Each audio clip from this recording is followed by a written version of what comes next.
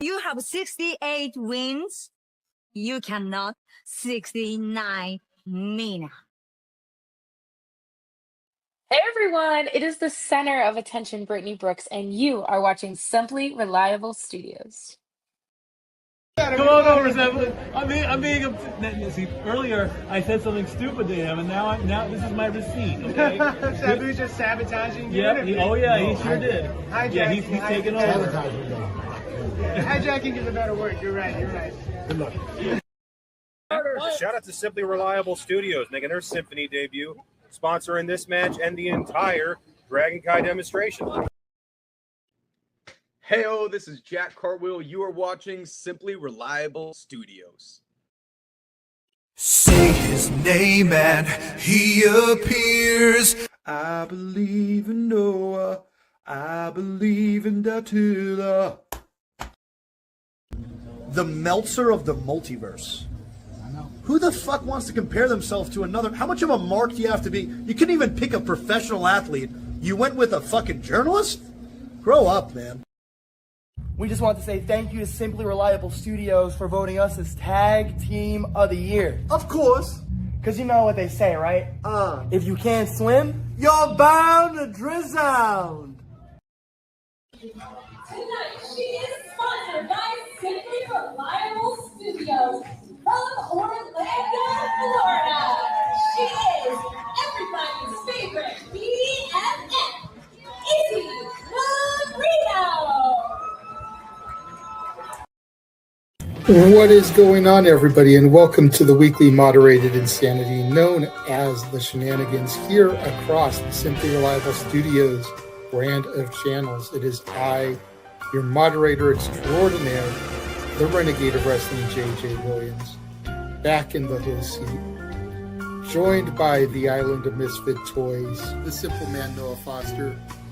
Hello everybody, and welcome back here once again to the Simply Reliable Studios. You know what this is? Brand some friends, of course, that's for favorite fall-face professional wrestling. Damn it. So without further ado, let's go ahead and bring in the rest of the panel. First and foremost, my partner in love the bed in AEW. We call the rest of the life and probably upset stomach mindset for some other stuff tonight. It is, of course, Mr. Reliable, Simply Reliable, in true original form, Walter Cruz.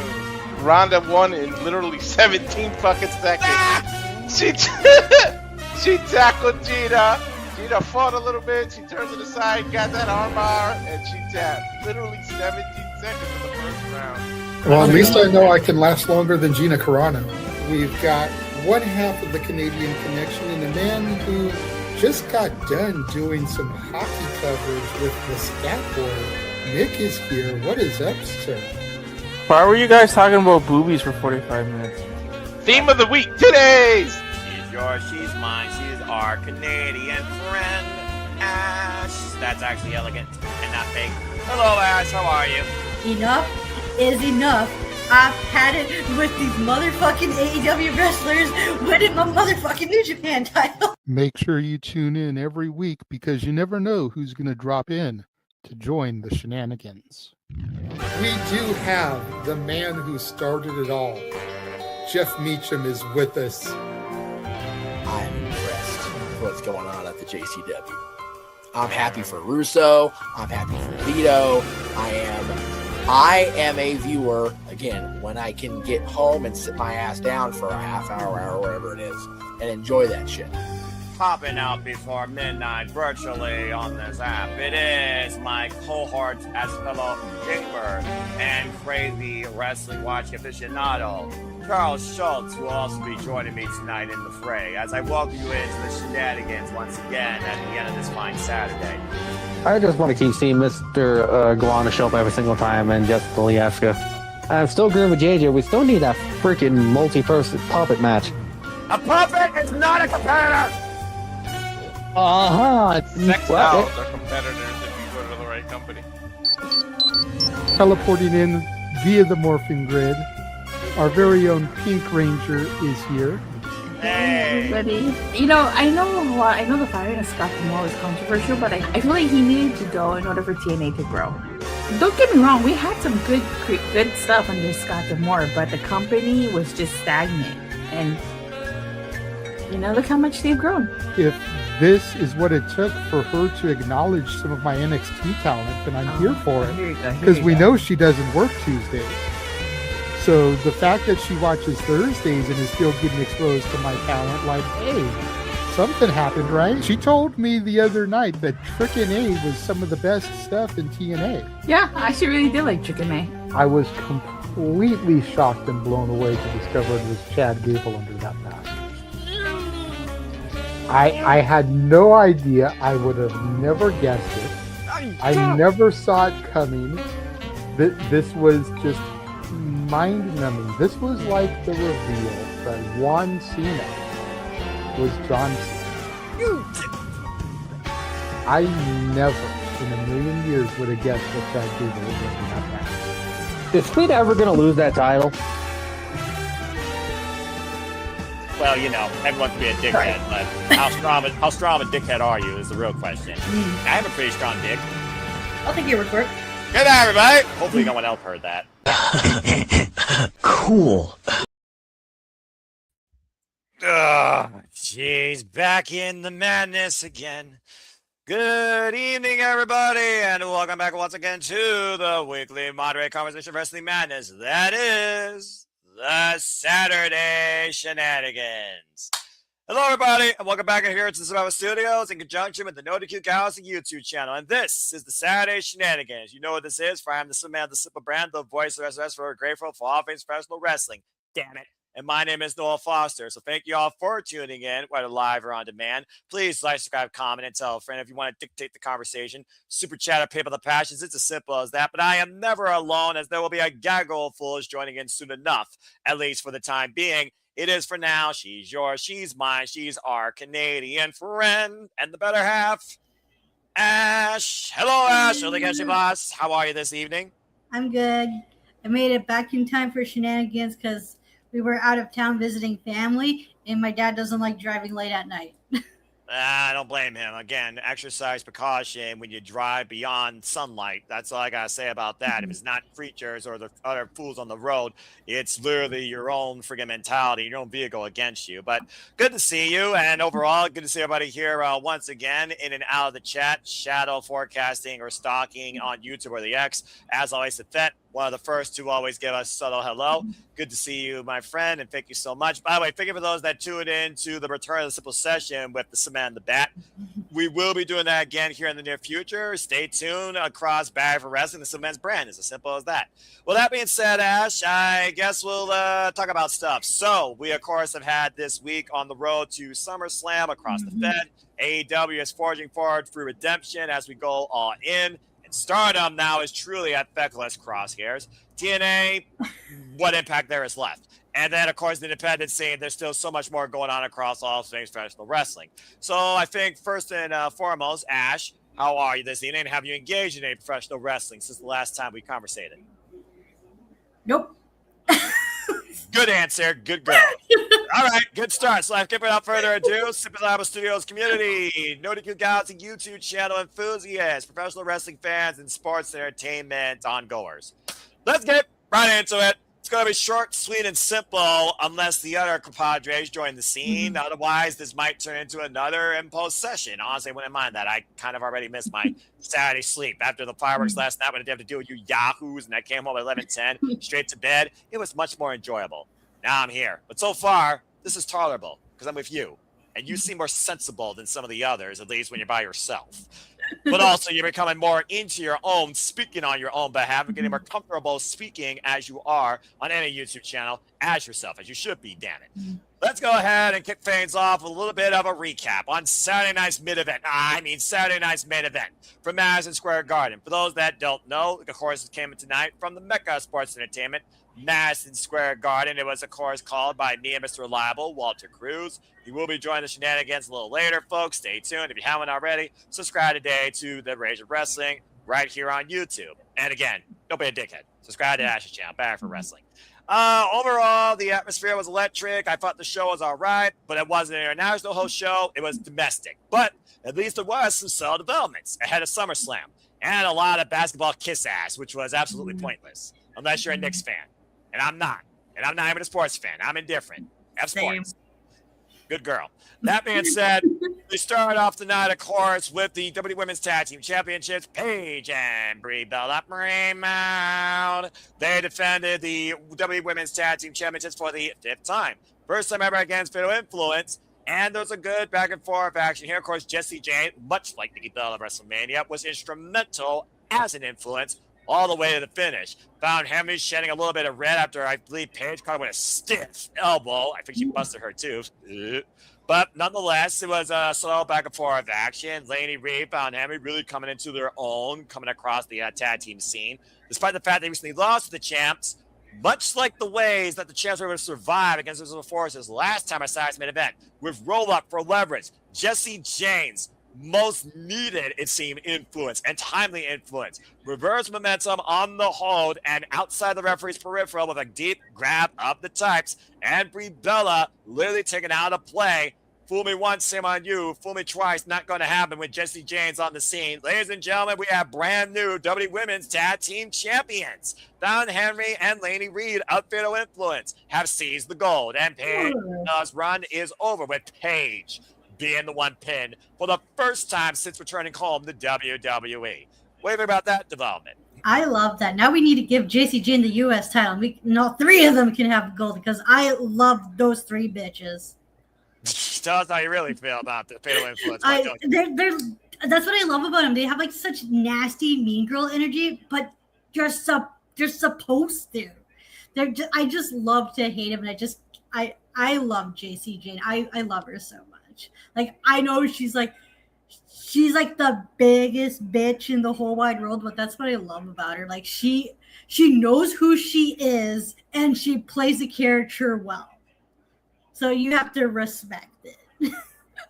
Fair take, whether you agree with the character or not. And I mean, again, that just seems like WWE's desperate measure of trying to freaking create the beautiful people or Toxic Attraction 2.0. But nonetheless, with Jessie Jane's leadership, guidance, and influence, Laney Reed finally finds herself a champion in WWE, and Fallon Henry finds herself a WWE Women's Tag Team Champion now for the 2nd time in her WWE career. Congratulations to both of them, and again, congratulations to Fatal Influence for Paige and Brie Bella. Has the page turned on this homecoming into what could be a nightmare that you should have fear?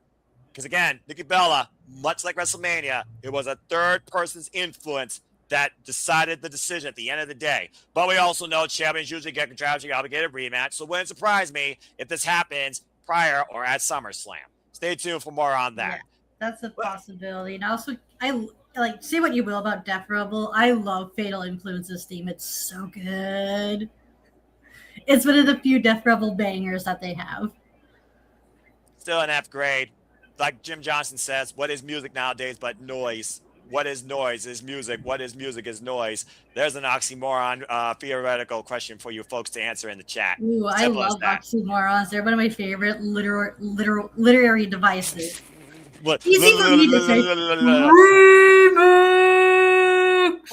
Remix. Words are hard. Coming soon to a store near you. Shop at MNCaitlin.com. All right, very good. Well, that being said, while your tongue might have been twisted, JD was once again kissed at the home of the Knicks, where, okay, I'm not even sure what to call this.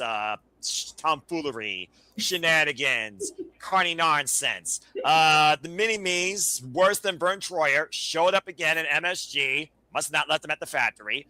Dominic Mysterio was heavily involved. It was Knicks mockery. And then it was a giant Knicks man, not the Muffin Man, some sort of person that Walter knows. Because, again, I don't know jack shit about the Knicks. Don't care about them.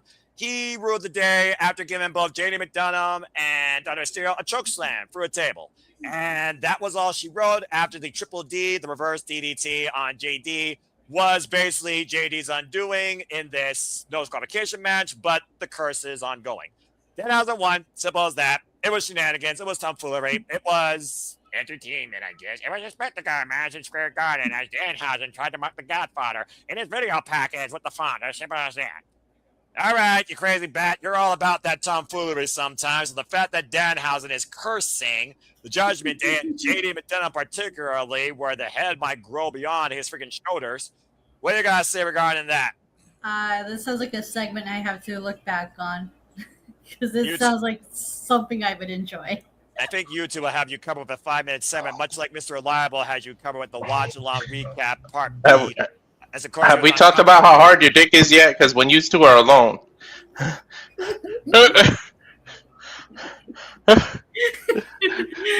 Nova just got here. We don't need to add let him get the phone out yet. Okay, we just started. You're right. We did just start. And you know what? You know what happens when you instigate me and give me one first moment of BS, tomfoolery, and nonsense? Do you know what happens when you all do that? Oh no, not the phone. You all know what happens when you all do that. We make the list. You also lose 10 minutes. That being said, Walter, talk about Danhausen and Mickhausen as we're talking about Saturday night's main event. The match that didn't need to happen is just catering and kissing the New York Knicks' ass. But that's basically what it was. All right, well, there you go.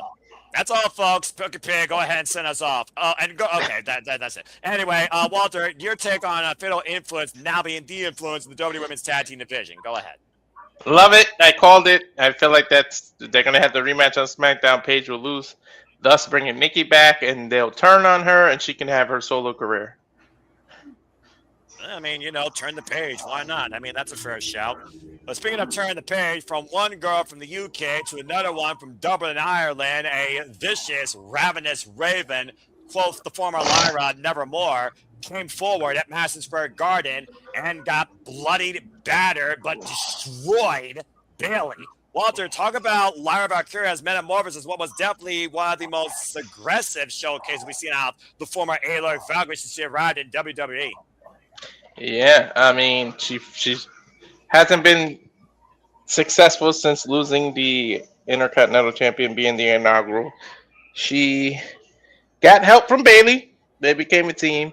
Then they started losing, and she flipped. She blamed them. She blamed them for losing all opportunities. She lost her last opportunity of getting the tag titles, and now she's going through this Dark Angel metamorphosis. And boy, was it turned on to 100 tonight, man. And I feel like we might have another Becky Lynch situation because the blood made her look badass. Becky hit her with a crazy elbow that was just right on the bridge of the nose and instantly gushing blood. But it did not deter her. I knew this was going to be a different Lyra. I said she's going to start doing ground moves and be more of a submission specialist and not do her high-flying moves because her wings have been cut off. And that's pretty much what she did. She kept it grounded, submitted, took Bailey out. This new kind of snapmare bulldog takeover into a submission where you literally crank up on the neck. Bulldog choke, modern variation, sideways off the body. And won the match, but that wasn't all. It was the aftermatch shenanigans, pun intended, that really turned it on as she hit her with the stairs, did the choke there again, just beat her to hell to the point that we don't know when's the next time we're going to see Bailey. Because she literally took her out. Yeah, well, according to all the backstage segments, Walter, Lyra said, after tonight, I will be done with Bailey forever. And she left a very emphatic exclamation point with interest after the match with the Nightwing on the steel ring steps, incapacitating her to the point that she turned purple as she stood over her literal unconscious carcass. She was rabid. Would it be interesting if these latter qualification matches for to get the interim title will be open to all brands? Because Lyra, I could see Lyra squeezing herself right into that ladder match and just elevating herself because she's on this kind of roll and this nasty streak. She could win a qualifying match, and I could see her fitting right in there. I mean, why not? CM Punk was a Raw guy and got the WWE Championship, right? And then switch to SmackDown. So you can open that brand. I would include all brands.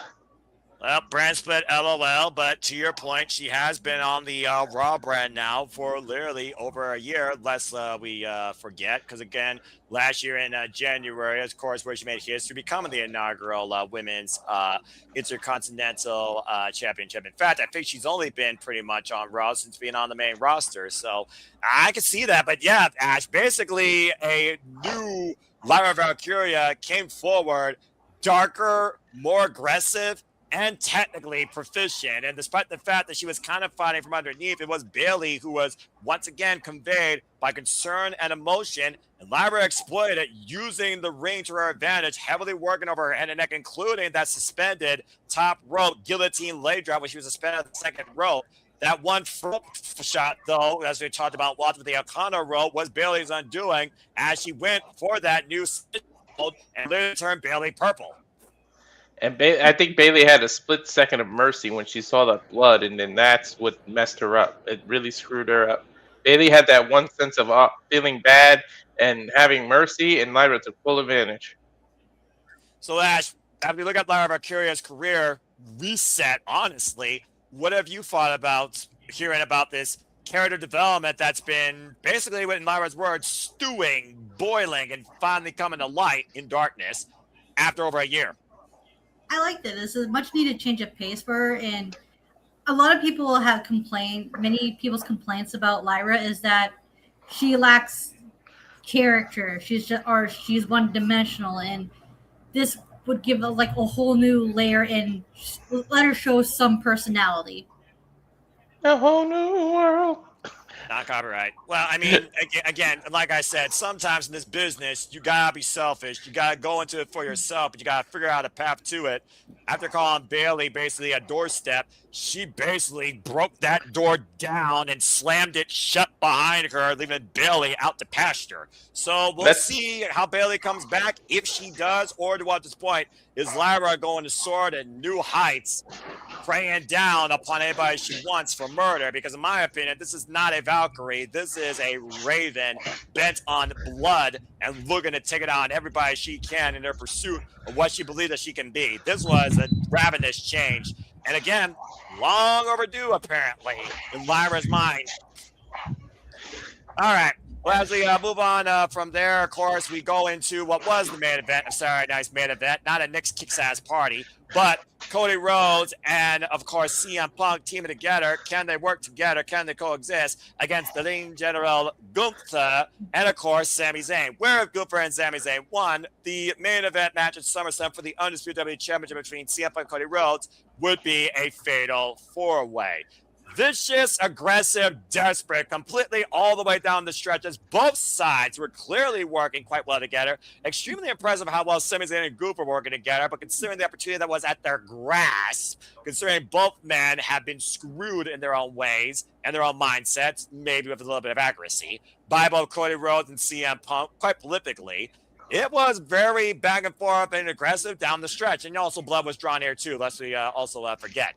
At the end of it, though, what turned to a complete kerfuffle eventually led down to Charles Robinson getting crushed by Sami Zayn, coming in with a desperate plea, driving CM Punk's body underneath him, preventing a cover by Cody Rhodes and General Gunther, and all hell broke loose, including the fact that Gunther was isolated with Cody and clocked him with the Undisputed WWE Championship, looking to pin the man that this all started against. And as Gunther was waiting for the referee, who was charging down for the Bittersweet Symphony against that singles account that everyone's been clamoring for, this close until the national treasure, Nick Aldis, had enough and interfered, pulling the referee out of play and clocking Gunther in the face with the Undisputed WWE Championship right into literally CM Punk's beckoning arms for a GTS, and Cody pulled by drag carcass by Punk into the cover, while all this brought the original referee in the ring,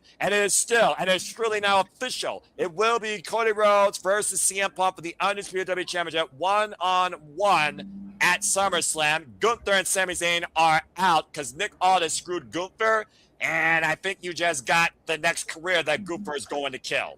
So your thoughts on this development? I love that we're getting Gunther versus Nick Aldis. Give me my sweet European slugfest.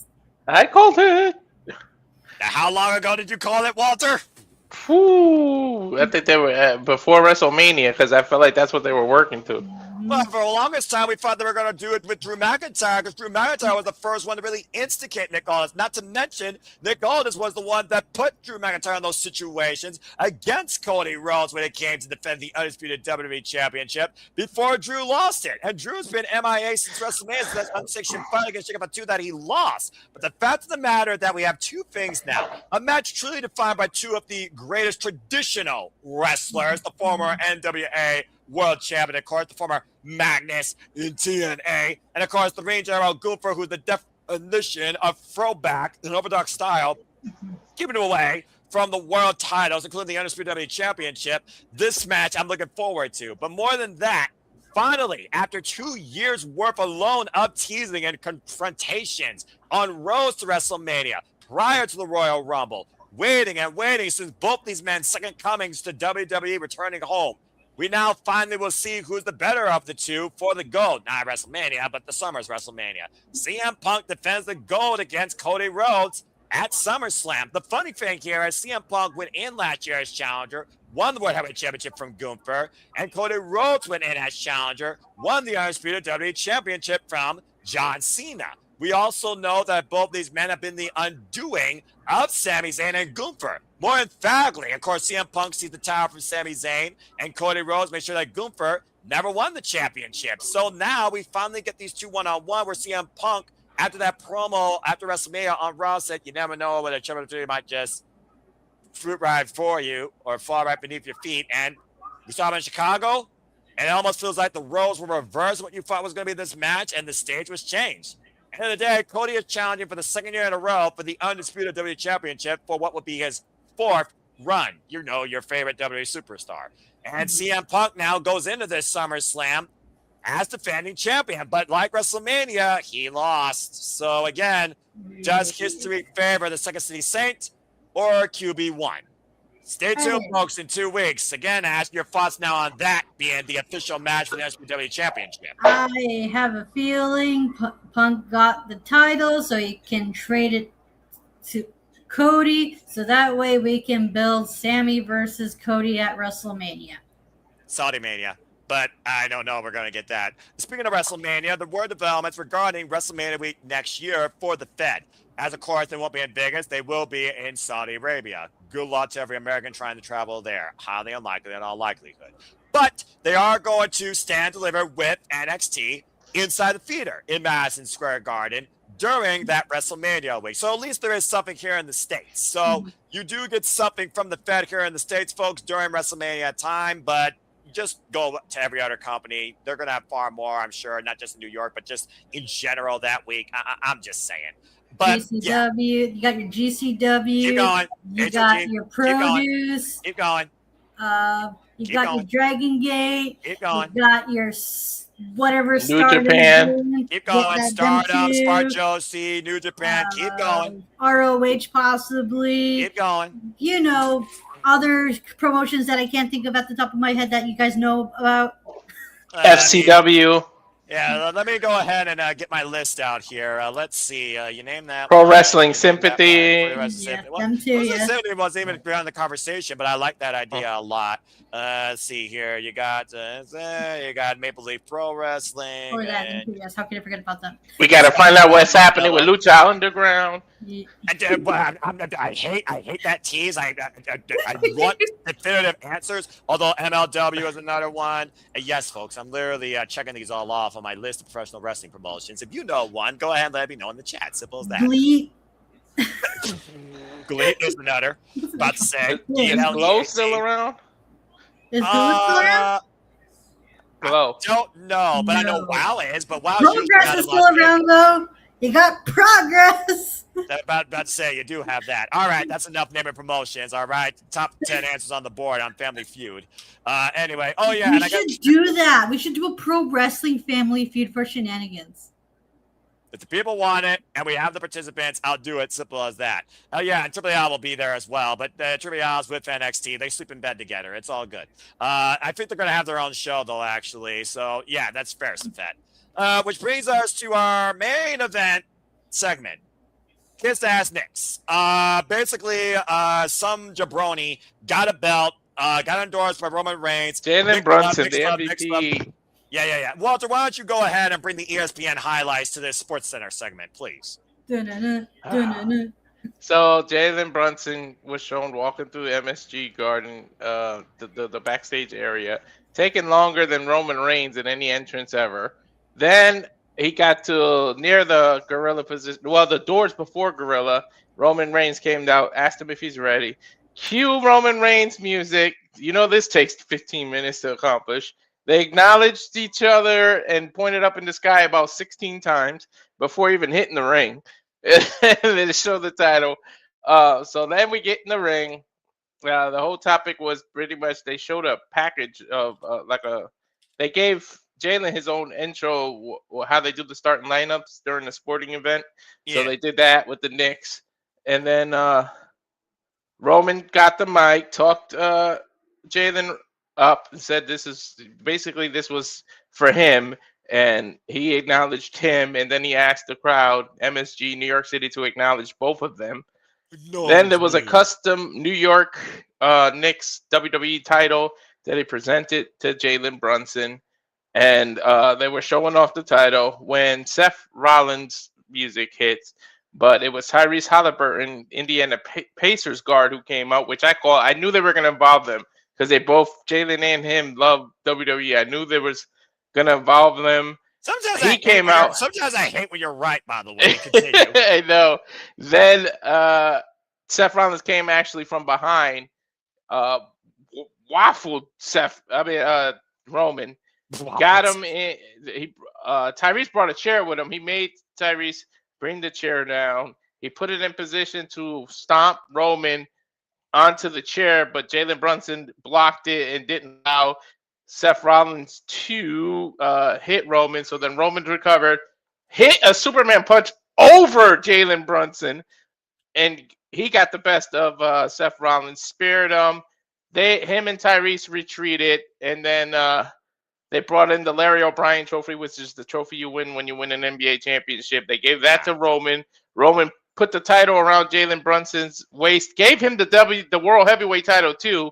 So basically, they were acknowledging each other, and Roman was holding the Larry O'Brien trophy up in the air while Jalen Brunson held the World Heavyweight title and the custom title around his waist. And that's how they ended Saturday Night Main Event. So yeah, basically an NBA guard stopped Seth from curb stomping Roman's head in the mat for the second time this week. And that's how we end in MSG. Good night, everybody. Ash thoughts on this very dull build-up segment for Seth Rollins versus Roman Reigns at SummerSlam. I mean, they're tied with ESPN, where you're going to get your sports involved somehow. So dude, call what it is. It's kissing ass. The only ass here that's not Vince McMahon is the big-ass E and ESPN's logo. I mean, they're not loyal to New York. Whoever won that championship, they would have booked Saturday night in that arena. They would have did the same thing, kissing ass. Hey, you know what? That's a fair tangent. It's partnerships. This is bound to happen because, sometimes when you do partnerships, you gotta. I'm not even gonna go into that now. I want you to. But that being said, sometimes one company gives more than the other company. Sorry. You know what? The definition of giving has many different definitions, but the giving in the wrestling business, there's those that give what you actually want to see given, and there's those that give why you wonder what you're watching they're giving. And I'm going to leave it at that. Simple as that. But that being said, that was Saturday night's mid-event, and for what it was worth, I like the development with Nick Aldis versus Gunther, pretty much just waiting to be officially booked for SummerSlam. A lot of our curious metamorphosis, and congrats to Fatal Influence to our new WWE Women's Tag Team Champions. The rest of the show, forgettable. Walter, your closing remarks and your simple takeaway from Saturday night's main event in MSG. It's okay. It's C pluses in terms of a grade, but it had its moments. The Danhausen was really just a fun thing to bring out Karl Anthony Towns from the Knicks, but other than that, at least there was some good fighting and wrestling and blood. All the blood was accidental, but shit, it added to it. But Yeah, that's pretty much it. And of course, Ash didn't watch, but she gave her baddie takes based on our feedback. And I'm sure she'll go look at the highlights on YouTube, which you all can also do here at Simple Studios in the archives, an alternative watch along, or if you choose to follow the Fed YouTube channel. That being said, as we segue into another topic, because guess what? There was no itinerary. I'm not going to do the Seinfeld thing because non-copyright, but I am going to keep it to the Fed since we're talking about it, because there was another thing they did mention. So I figure since we are 2 weeks away, let's give our outlook on the current SummerSlam card. To help everybody, I found this graphic courtesy of RKO Universe. Here is what's ahead for you folks so far at the biggest part of the summer without Nick Osborne's Gooper made official yet. We now, of course, know that Roman Reigns will defend the World Heavyweight Championship against Seth freaking Rollins, and hoping to close the book on the Shield against the one man he has yet to beat one-on-one in action. Period. We now officially know it will be CM Punk versus the American Nightmare Cody Rhodes for the undisputed, Walter, look at the graphic, undisputed WWE Championship. Again, folks, that is the undisputed WWE Championship. I remind you, this is the title. It is undisputed in the WWE environment as the cornerstone of this company. You just took 10 minutes off my time. Undisputed WWE Championship. We also know... you know, words matter sometimes, and sometimes words are just to make something feel more important than it's not. But that being said, we also got Liv Morgan versus Io Sky, Queen of the Ring, of course, for the WWE Women's World Heavyweight Championship after winning Queen of the Ring. And we have Penta versus Chad Gable. You are seeing that right. For the first time in I don't know how long, Chad Gable is challenging again for the WWE Intercontinental title. I can't believe they actually gave that man the win in the gauntlet match. That actually surprises me. Now, will he actually win this championship? Stay tuned. Fortune cookie, Magic 8 Ball, ask again later. We also know that Brock Lesnar and Obafemi will go to war one more time and what hopefully will be the rubber, the definer, as Obafemi pushed away a championship opportunity to finally conquer the beast in post-retirement. But this time, there will be no excuses, apparently, as it will be inside Hell in a Cell, courtesy of Brock Lesnar. And last but certainly not least, we have a six-man tag as LA Knight. Teams up with that graphic is not Photoshop, folks. Do not let it fool you. Solo Sikoa and Royce Isaacs in a six-man tag against the Bloodline. The Usos and Jacob Fatu, after everything that has come forward when it comes to everyone against the Bloodline once again. And that is so far your SummerSlam card, not including what we will talk about in our next segment that I'm going to bring forward. So before we go into our next segment, Walter, your thoughts so far on the SummerSlam card?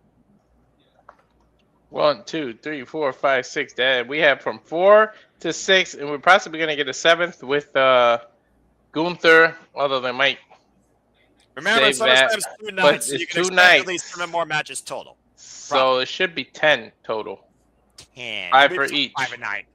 I mean, they kind of do go over the 5 and 6, but then again, one night's going to be over advertisement, the other night's going to be wrestling. So I mean, there is that to be fair. All right, Ash, your thoughts on the SummerSlam card so far? Give your batty take. So I'm looking forward to Penta versus Gable because I like both of them. That's going to be a good match. Io versus Liv, that's going to be fine. And I'm looking forward to seeing what happens with Roman and Seth Rollins, and if Roman can finally close this chapter and actually beat Seth Rollins because he has yet to defeat that man. Well, things eventually come to an end, much like the Undertaker streak. So again, we'll see what happens. But then again, like I said, what happened after WrestleMania?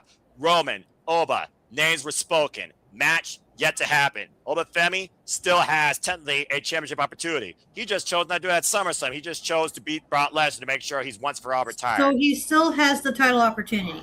I'm pretty sure he does at this point. I'll be shocked if he didn't. Okay, because a lot of people are making it sound like he relinquished the title, his opportunity, just to challenge Lesnar. I think he just postponed it because he felt like that Brock Lesnar is not going to let him have that championship opportunity without him screwing him. Okay, that makes more sense because if he just flat out relinquished it, then what was the point of the tournament? Exactly. At that point, you should have had freaking Jey Uso win it if you were going to do that. Right. Is it? bad that I'm looking more forward to the Intercontinental title match more than all the other titles. No, because that title's important. It's an important title, and it's about damn time it feels important. They actually making it. It's supposed to be. I mean, I'm just saying. I just want Chad to get his final piece of singles title. I love Penta, but I'm sorry, dude. I mean, look, there's a time and a place for everything, and there's a time and place for everybody, it feels like. And honestly, if Obafemi actually did relinquish the so-called championship opportunity just to freaking destroy Brock Lesnar, to make sure Brock Lesnar's not seen again, because honestly, once Obafemi overcomes Brock Lesnar, does Brock Lesnar need to offer anything else or any other match, honestly, in WWE? I really don't think he does. That's just, my thoughts on that. I'm just saying. True, because what else is there for Brock Lesnar to do? Because he's literally done everything. And been in the ring with everybody that he chooses to be with. I'm just saying. But Well, nobody else, I guess he's having fun with him, I guess. So there's that. although, has Brock Lesnar won the mid-card title? No, he's always been a world champion. You know that. Okay. There's never been with him but world championships synonymously. He would never lessen himself. Good to see Lily, by the way. Appreciate you. And again, I do think of him, he still has the opportunity. If he didn't, then let's retire King of the Ring, because obviously you don't care about that. Because what you've done is you've squandered an opportunity for somebody on the cusp to get a chance to be maybe potentially shine as a future superstar in WWE, where other places are actually trying. Much like we'll talk about when our Redemption hype up maybe later tonight, if not next week on Simply Predicting. Stay tuned for more on that. So Fat with a thought here. What if Ola comes out to challenge the winner of Roman vs. Seth match tonight too? I mean, both men have pride. Both men right now want to prove they're the best. I guess that's a way you can segue. But let's be honest. In WWE, they know what they can do. They can book someone at any time, and people will buy into it because there is that flock of sheep that follows the herd. And then there's the strays that choose to go their own way, whether they're captured by wolves or they continue to eat green and pastures on their own. That's how nature works. And that's honestly how the rest of it works in this business. What do they have booked in September? Have they not announced it? I thought it would be Crown Jewel, but much like you said, Money in the Bank's in October, so I have no damn clue. Because maybe they'll say before the Money in the Bank title. Like at Money in the Bank, he can challenge Roman. Yep. I mean, again, Money in the Bank, you hope something of merit happens there, but we'll see. That being said, there is one more development I neglected to mention. I think we can go into a deeper conversation when it comes to the fact that for the first time in who knows how long, the word interim has graced the WWE landscape for one of their world championships. As it was announced, Rhea Ripley has effectively been removed from play due to injury. So now an interim. Look at that big word, by the way. Interim WWE Women's Champion. Which then leads to what? ...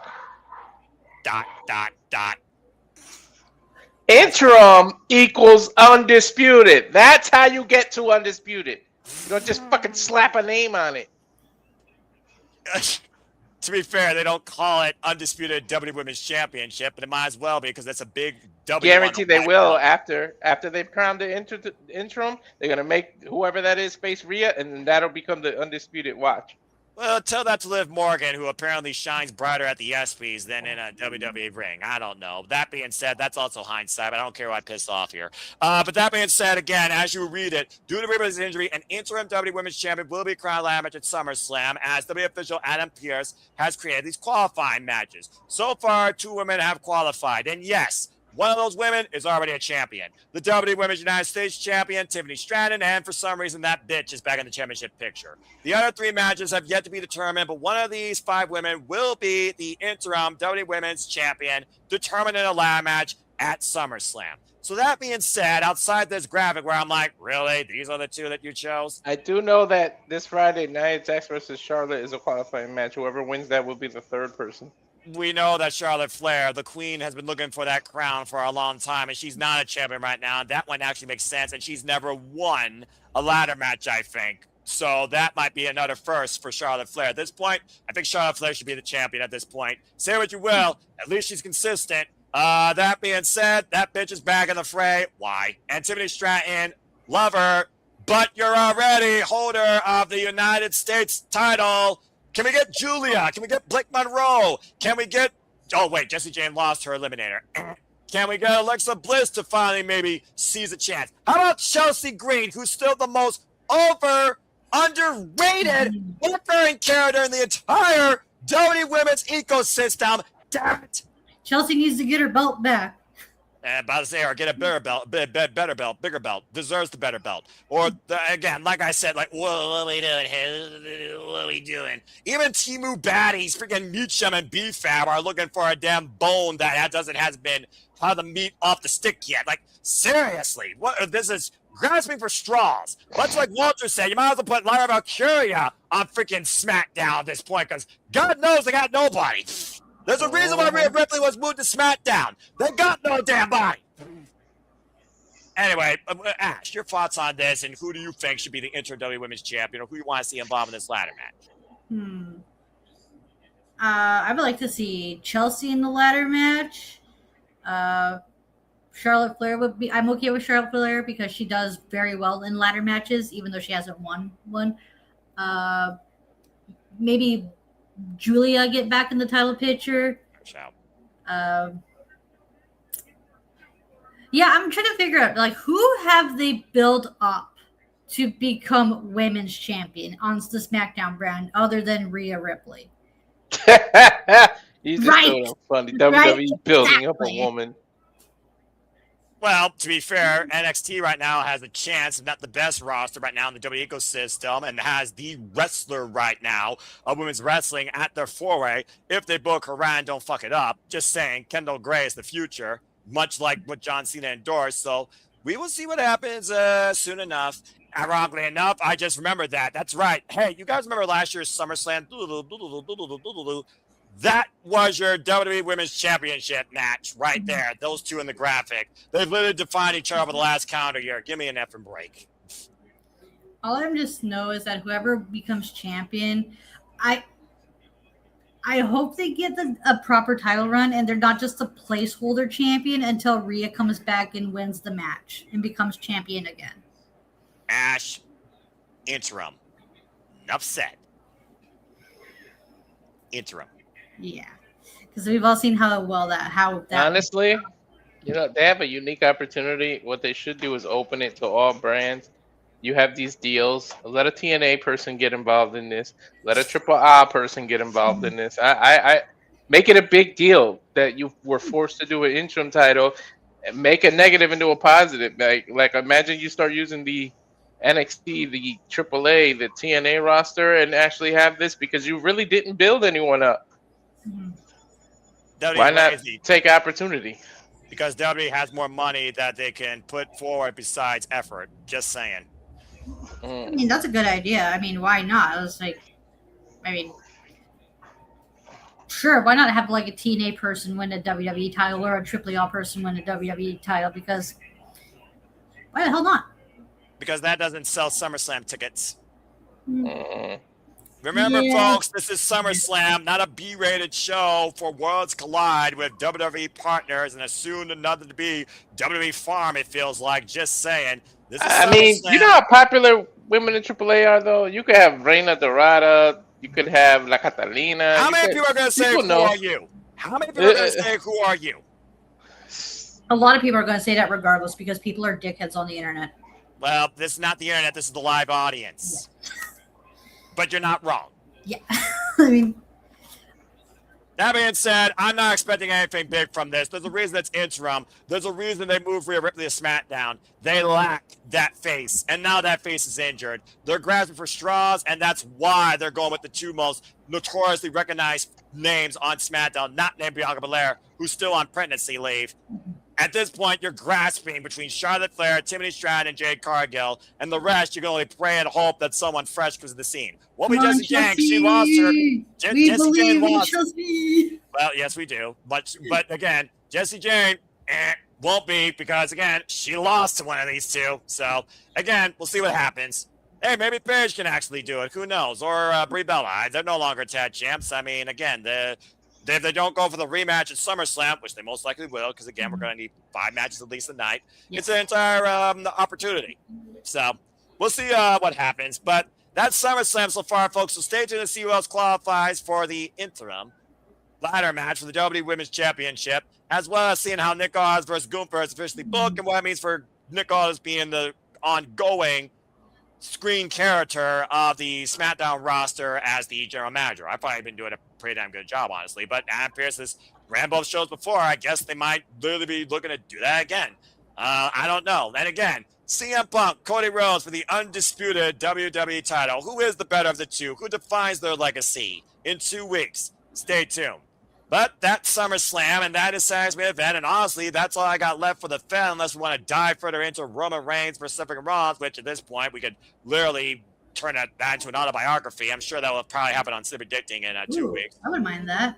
Like a choreography between like Rollins and Reigns. I would love that. I'm sure you Bring would. me some Shield lore, please. Well, only if it's narrated by the last member of the Shield that apparently is more successful than both of them, considering he helped upstart a company, and that's Jon Moxley in his own mentality. Because I consider Jon Moxley the most dynamic of the three, because he literally did things his own way, and at the end of the day, the alternative is thriving through that way. Whether you agree with the type of mentality and the type of direction or not, there's a reason AEW still exists, and why they seem to be in a better place more than ever, with a hungry and determined roster being pushed to their potential. But that being said, that's a whole different conversation. And maybe we'll go into that after this short commercial break, as I'm going to probably turn things into the elite side of things when we return to the Shenanigans. So stay tuned as we look towards redemption, as we forge towards All In after this commercial break on the Shenanigans. Stay tuned. And now for a taste of things to come.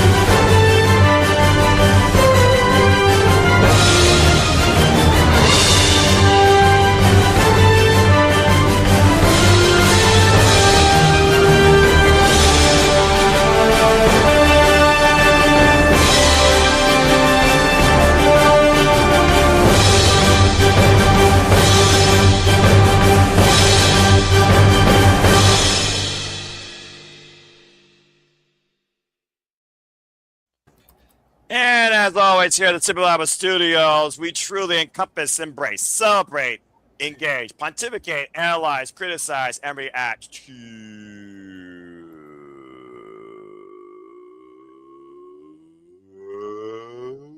all the wrestling. And welcome back in here once again to the Saturday Shenanigans. I am your impromptu host for tonight's festivities of Utter Madness that have been so far tamed, minus the 10-minute penalty.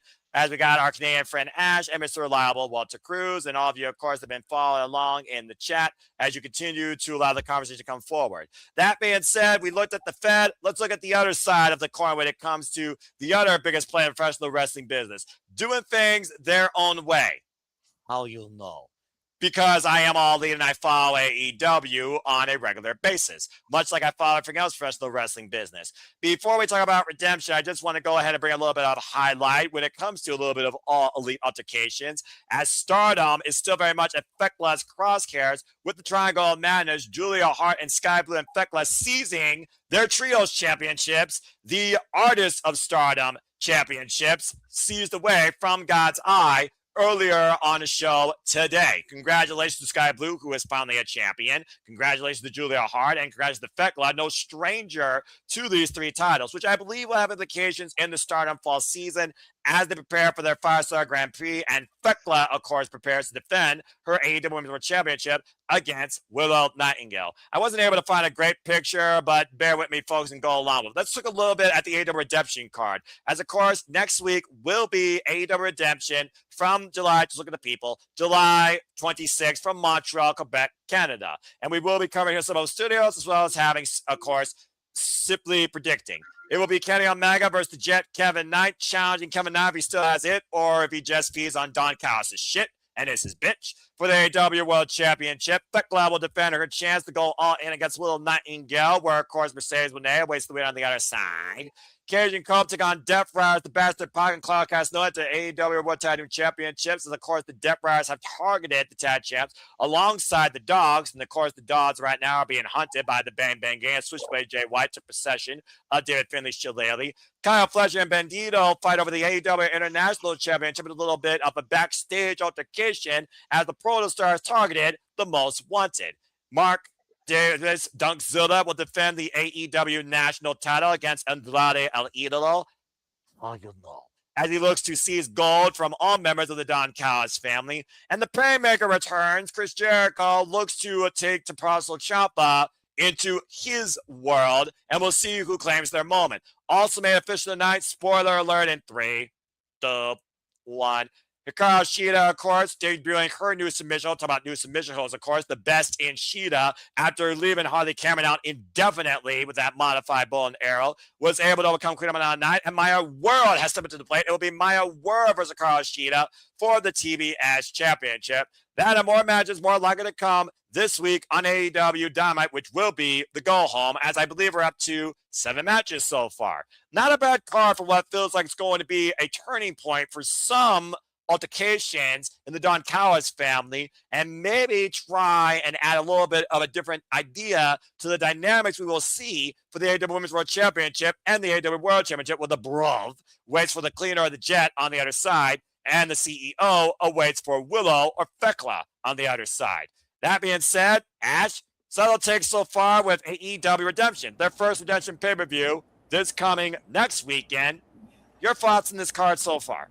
I like how they're continuing the tradition of having the TNT champion challenge for the AEW World title as a way to elevate them, much like what happened with Kyle Fletcher, even though he has yet to be in the main event scene, but people are still seeing that the potential there, even though, sure, like he's international champion. Yes. Kyle Fletcher, okay, cool.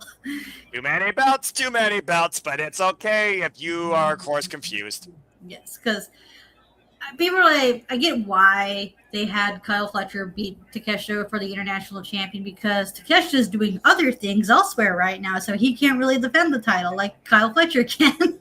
And stay tuned. We'll talk a little bit more about that, folks, when Ash will give a little bit of a baddie breakdown on G1 Climax recap based on our opening day, as we'll, of course, talk a little bit about that since we covered that last weekend. Continue.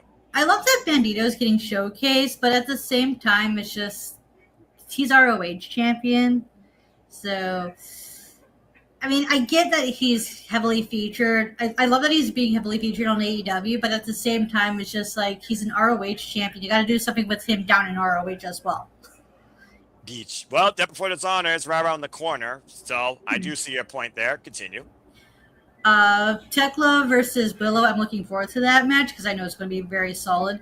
However, I have this feeling that the reign is going to end for Tekla, which makes sense. So that way she's more open for doing her stuff down in Stardom with the Sisters of Sin.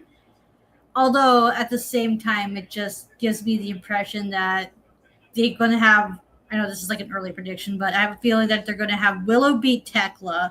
So that way they can get the title on Mercedes without altering Tekla's momentum, because the heel versus heel dynamic in that situation is not going to work, although it has, but I don't see how it would work with Mercedes and Tekla. And if Tekla does lose the title, she can do her stuff down in Stardom and finish that chapter and work on building up to Starlight Kid's faction that they're feuding with. And Neo Genesis. Okay, that's fair. That's fair. And of course, Starlight Kid, you know she's hell bent on revenge after Fekla embarrassed her and seized her mask. All right. Any other further thoughts to add? What about Will Ospreay, John Moxley? How does their tag team cohesion come into play when Moxley says, when it comes time, you gotta be willing. I know you'll be willing to take the shot. Oh, speaking of shots, I did forget about one more match. So we're actually up to 8. So far, John Moxley and Will Ospreay are undefeated as a duo. If we've seen the build in their chemistry, I believe they are 3-0, if not 2-0. Oh, wow. They're going to be in tag team match of redemption against the Young Bucks. Ooh, that's going to be quite the tag match. Or a message to maybe Kenny Omega. That too, yeah. Given the AEW Triforce that we have. You can just find Between them up on that Moxley conversation and on Ospreay. Simple Session. Or Yes. maybe we'll bring Walter into that and he could pick a Triforce. Oh, Because yes. that For is a both fun men and topic. women. Yeah, $50 follow-up if you finish your thoughts, but continue. There's Copen Christian, or as I like to call him, CNC Concerto Factory, taking on the Death Riders. Yeah, They beat one set already. I mean, I don't see him losing the titles anytime soon. Not until All In, anyway. To who? We shall see. Okay, fair enough. Nice batty take. Walter, first and foremost. AEW. Wow, okay, just freaking. All right, that's it. Nothing further to have, Walter.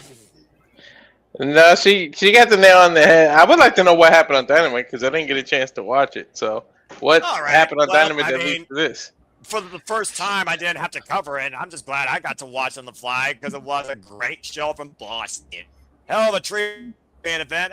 Fuck it. I'll go ahead and give a simple recap. Recap. All right, so AEW Dynamite kicked things off hot and heavy, and I mean that quite literally as we got immediately into the action, as AEW only does.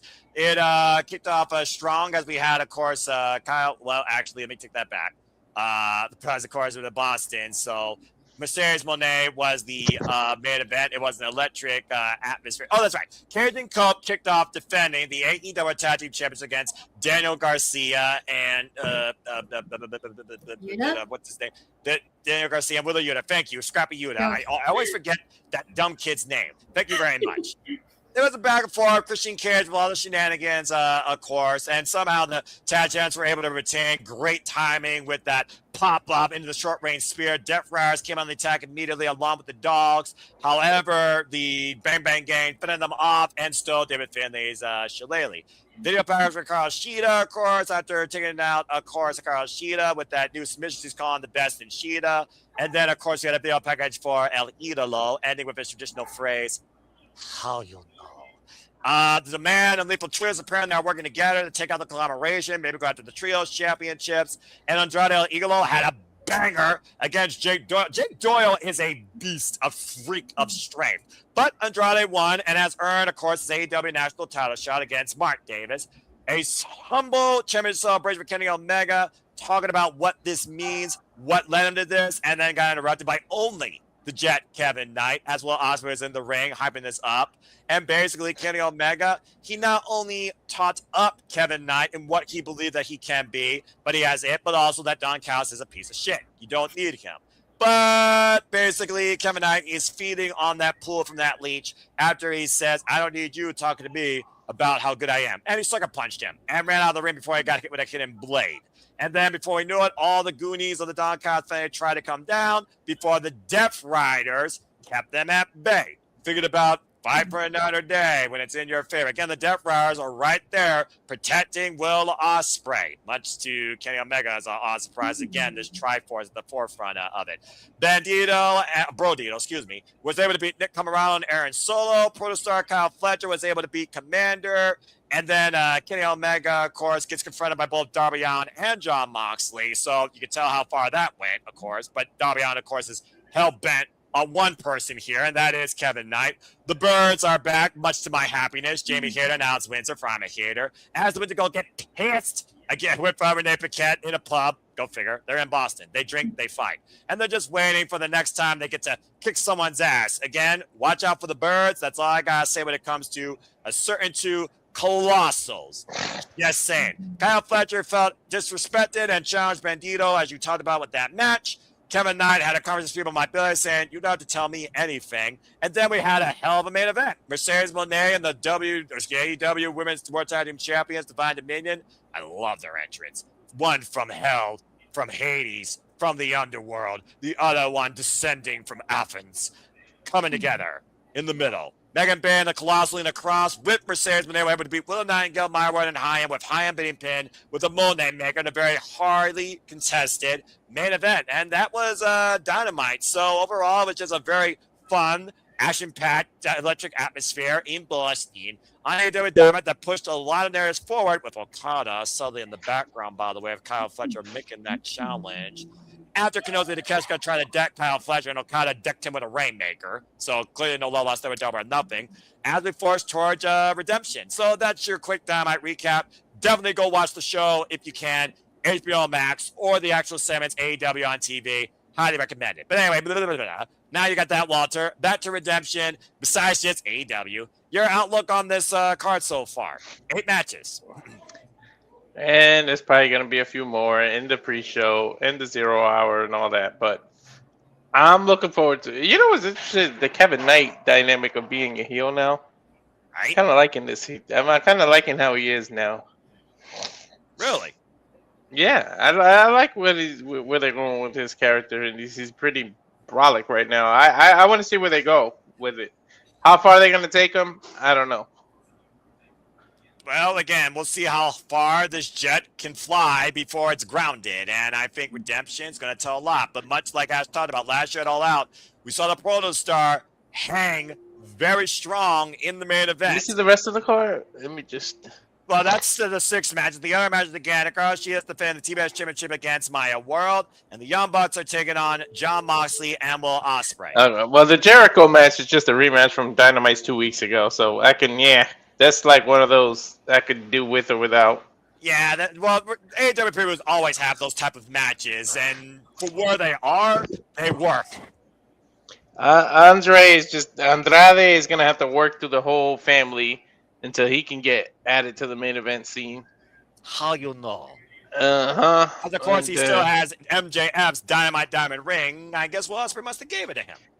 Yep, and then Bandito, man, you know how I feel about Bandito, but I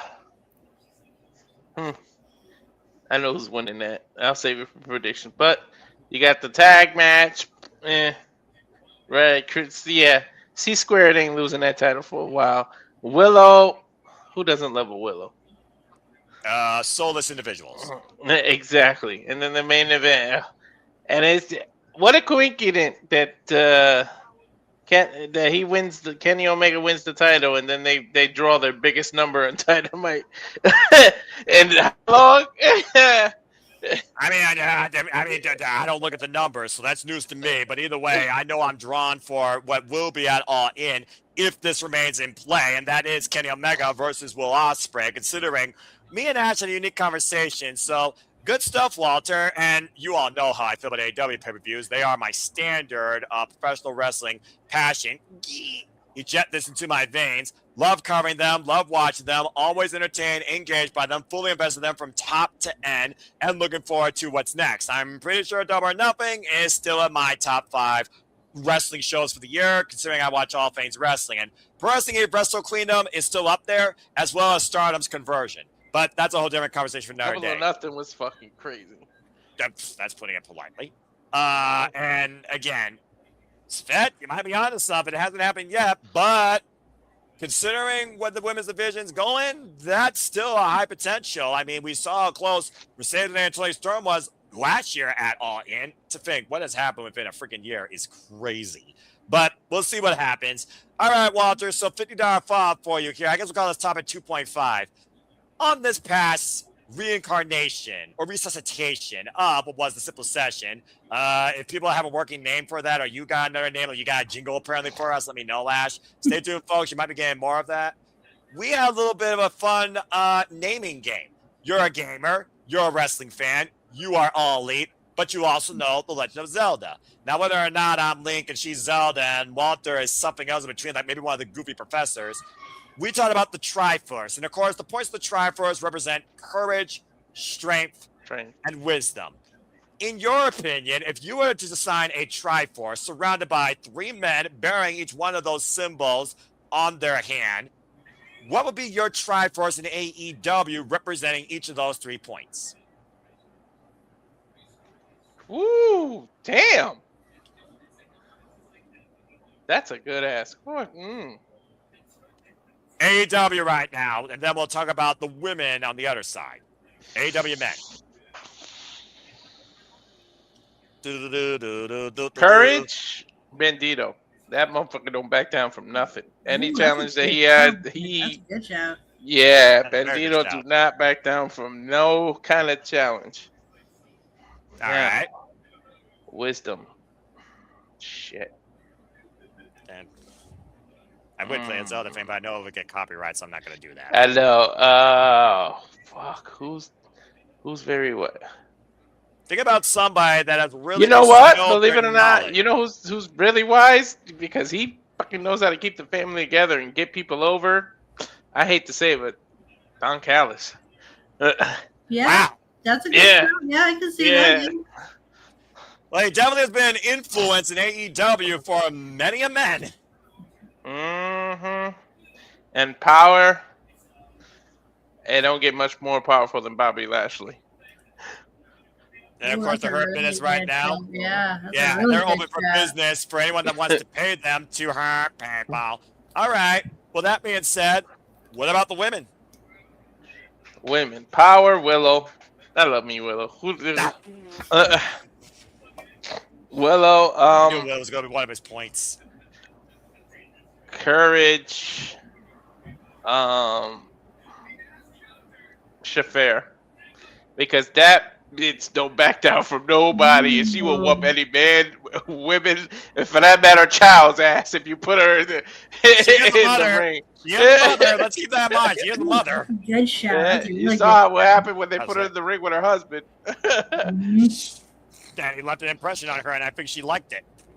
Right. I still want him to do better. They continued that when the cameras turned off too, probably. Well, Damn it! All right, continue. You still have 1 point left. Now, who would be the wisdom of the division?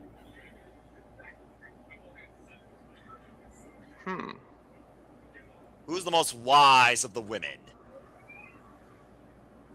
I don't know. Athena, because how the hell she you got to have some wisdom to keep a title past Roman Reigns' fucking reign. I acknowledge that. That's a fair shout. I like that a lot. Well, again, Hatch and I did this past Thursday. This episode, you can go back and, of course, watch that. I had Chris Statlander, of course, for strength. I had Courage, of course, being a little Nightingale, because this bubbly, unorthodox individual has become such a mainstay of this business, always staying true to herself. And as far as wisdom, I think you and I both agree when it came to the most influential individual based on what she's brought in her star power. Whether the color or black and white, we both went with Timeless Tony Storm. Oh, true. And as far as wisdom for the men, John Moxley, at the end of the day, what this macabre for the Death Riders has done, reshaping the AEW landscape's attitude, it seems, being the dark and the light and the gray for this company since 2019, it's hard to argue what John Moxley has really brought forward here through AEW. In and out of the ring, who he's influenced, including what feels like a lifelong definition of a mentality with the Death Riders.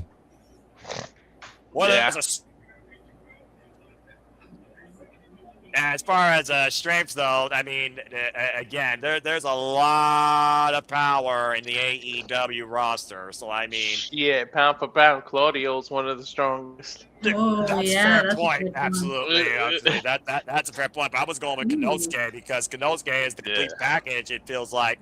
And that's kind of where I stand with things. And as far as courage, Darby Allin, period. Yeah, that's a good one, yeah. Does not fear death. He challenges every day to live. I don't know if that's courage or stupidity that he has. Sometimes it could be both, honestly. But also outside of that, I would give the Bravo Will Ospreay the fact that he's coming up from double fusion neck surgery one last chance I honestly, though, like I said, the Triforce, my original Triforce, I still stand by it, though. Will Ospreay, Kenny Omega, Jon Moxley, because they define all three of those terms. That's what was kind of like, that's what spawned the conversation, because eventually it's like, well, out of those three, Moxley, Ospreay, and Omega, which of those three represents what in the Triforce?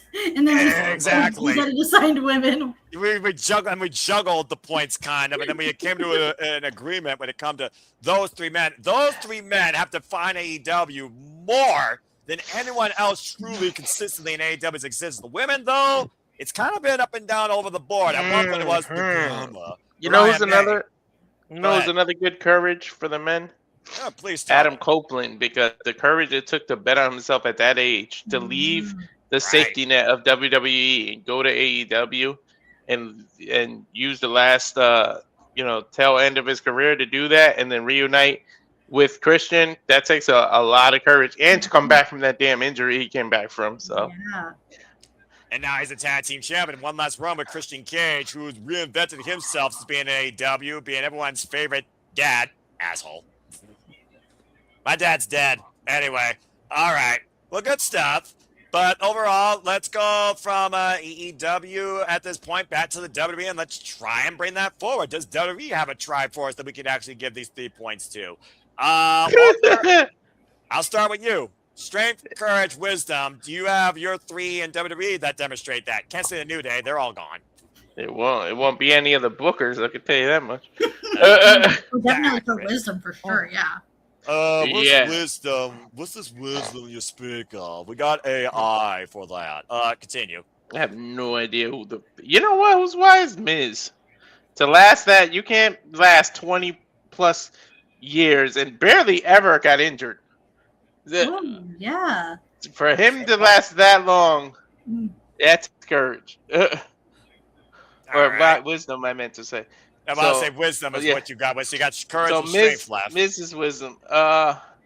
Strength. I mean, damn. There's no lack of powerhouses in WWE. Jesus. Ooh. Sorry to hear that. Who the hell is powerful? Oba Femi. Yes, definitely Oba, yeah. Yeah, I consider Oba arguably the most powerful athlete in WWE based on the way they have been demonstrating him. That's a fair shout. Now, who's been the most courageous is the question. With the way this motherfucker puts his body on the line and the moves he puts, and to be so young and have this much thrown at him, I think it's very courage. I think young OG, man. Oh, yeah. Okay. I mean, again, your boy BNC, but, I mean, he's gotten quite a few opportunities currently out of the Intercontinental Championship picture, but we'll see how he bounces back forward. And, again, the young OG has had quite an uprise in such a short time, it seems. All right, I like that a lot. For me, wisdom comes down to what do you bestow upon others that they could take away from you that has allowed them to grow more forward in their career. There's not been a lot of that on the mic, honestly. I haven't seen quite that influence from a superstar, but I have seen it from Paul Heyman. When it comes to Paul Heyman, when the man speaks, he knows how to put anything over, anything forward, and anything to move forward, and still actively does it. So I gotta go with Paul Heyman for that. He literally is an integral mouthpiece to drive the WWE scene. Without him, I don't think WWE gets that same level of push for publicity. His name is literally the wise man. Yeah, true, right? There you go, ladies and gentlemen. As far as strength, yeah, you hit the nail on the head. I'm not betting against freaking Oba Femi. I mean, that dude is crazy strong, absolutely ballistic what he can do. As far as courage, though, courage means you are able to speak out, stand on your own, and you're not afraid to take a chance. You're also there to try and seize, keyword, seize opportunity. And you've done it over and over and over again, no matter what's been thrown at you. I would say John Cena, but he's retired. So I think right now, just looking at what I've seen this year, as far as the courage to continue to push forward despite what's thrown at you, it'd be easy to say someone that's always at the top, but you also got to look at those that are trying to get to the top, or at least in the mid card. I think it's the nail on the head, though. Javon Edwards, who's already been involved in Royal Rumble, Elimination Chamber, a ladder match at WrestleMania, constant opportunities for the Intercontinental Championship, and he hasn't even been involved in WWE main roster for a year yet. I think potential goes along with courage because you hone that with your potential. I got to go with Javon, so I'm with you there. Ash, what do you think? So for wisdom, I initially had Seth Rollins. Oh. Because he's not only been there for like quite some time, like able to like reinvent himself as like a character, but he's also able to learn from his own mistakes and better himself as a person, and that also takes a lot of wisdom to do as well. Fair shout. Power Obafemi, definitely, like, because you see that, man, like that boy's a powerhouse. Like, this guy can shoot a shot put halfway across Canada, probably. Continue. Right? And for courage, you can also make the argument for Sami Zayn as well for courage. Because he's been there like for quite some time. He's like bet on himself and he stayed true to his morals, even though he goes to Saudi Arabia. And that takes a lot of courage to do. All right, fair shout out, and everyone's been there, and Sami Zayn has made himself a persistent mainstay of WWE, even with the stupidest of bookings, Johnny Knoxville. But all right, I like that a lot. All right, well now you know what we gotta do now. The women. Good luck with this one. Ash, ladies first. All right. Wisdom. That's a good question. Right. Justified knowledge of a standpoint of this business and of her character that has been honed in not only by herself, but clearly exposed onto others and influenced them. Becky embodies that. The man. Book. Yeah. Okay. Being able to find ways to like keep yourself, like it's the same thing with take what I said about Seth Rollins. That can also apply to Becky as well. I'm about to say, you realize you picked literally Seth and Becky, the couple. Yes. I know this says a lot about me. I got my courage. I got my wisdom. It's strength I'm debating. Yeah. Well, let's see if she influences you because she still has 2 more points. Go ahead. This is fun. Courage. You know, Stephanie Becker could be courage because it takes a lot of strength to bet on yourself.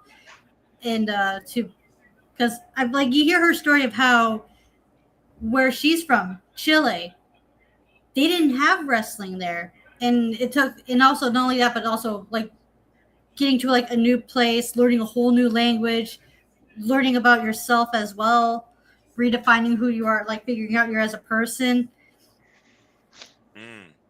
You could also probably say that to like a lot of the foreign wrestlers as well. Like you can even make the argument like Julia could fit in there as well for courage. Yeah.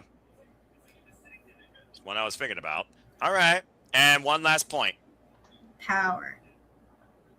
The power. I'm so stuck with this. Yeah. I love this. The power. Oh, Rhea Ripley. Thank you. Come on now. Yeah, this is like, who is it? Oh, yeah, Ripley. All right. Rhea Ripley. Thank you. I was waiting for that name. Come on. So I got Becky, Becker, and Ripley, a.k.a. all 3 of my favorite women.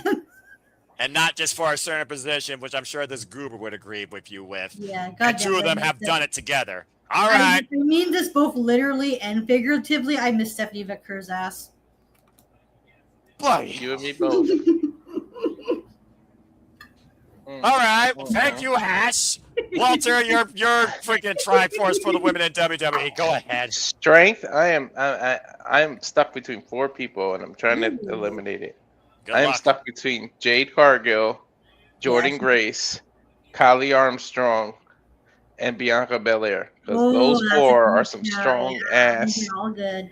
Mm-hmm. She is the strongest, but right now she's also the pregnant.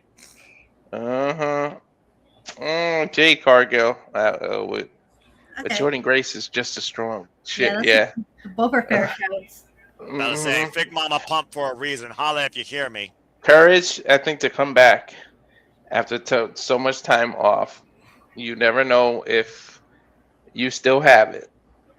She's an advocate for mental health. She's an advocate for all these things. So for courage, I'm going with AJ Lee because it takes a lot of courage to come back and be away for that long. Respect. Let's see. Jesus. Wisdom. I'm gonna go with Natty. I don't think no one possesses more information in her head about the wrestling business than Natty.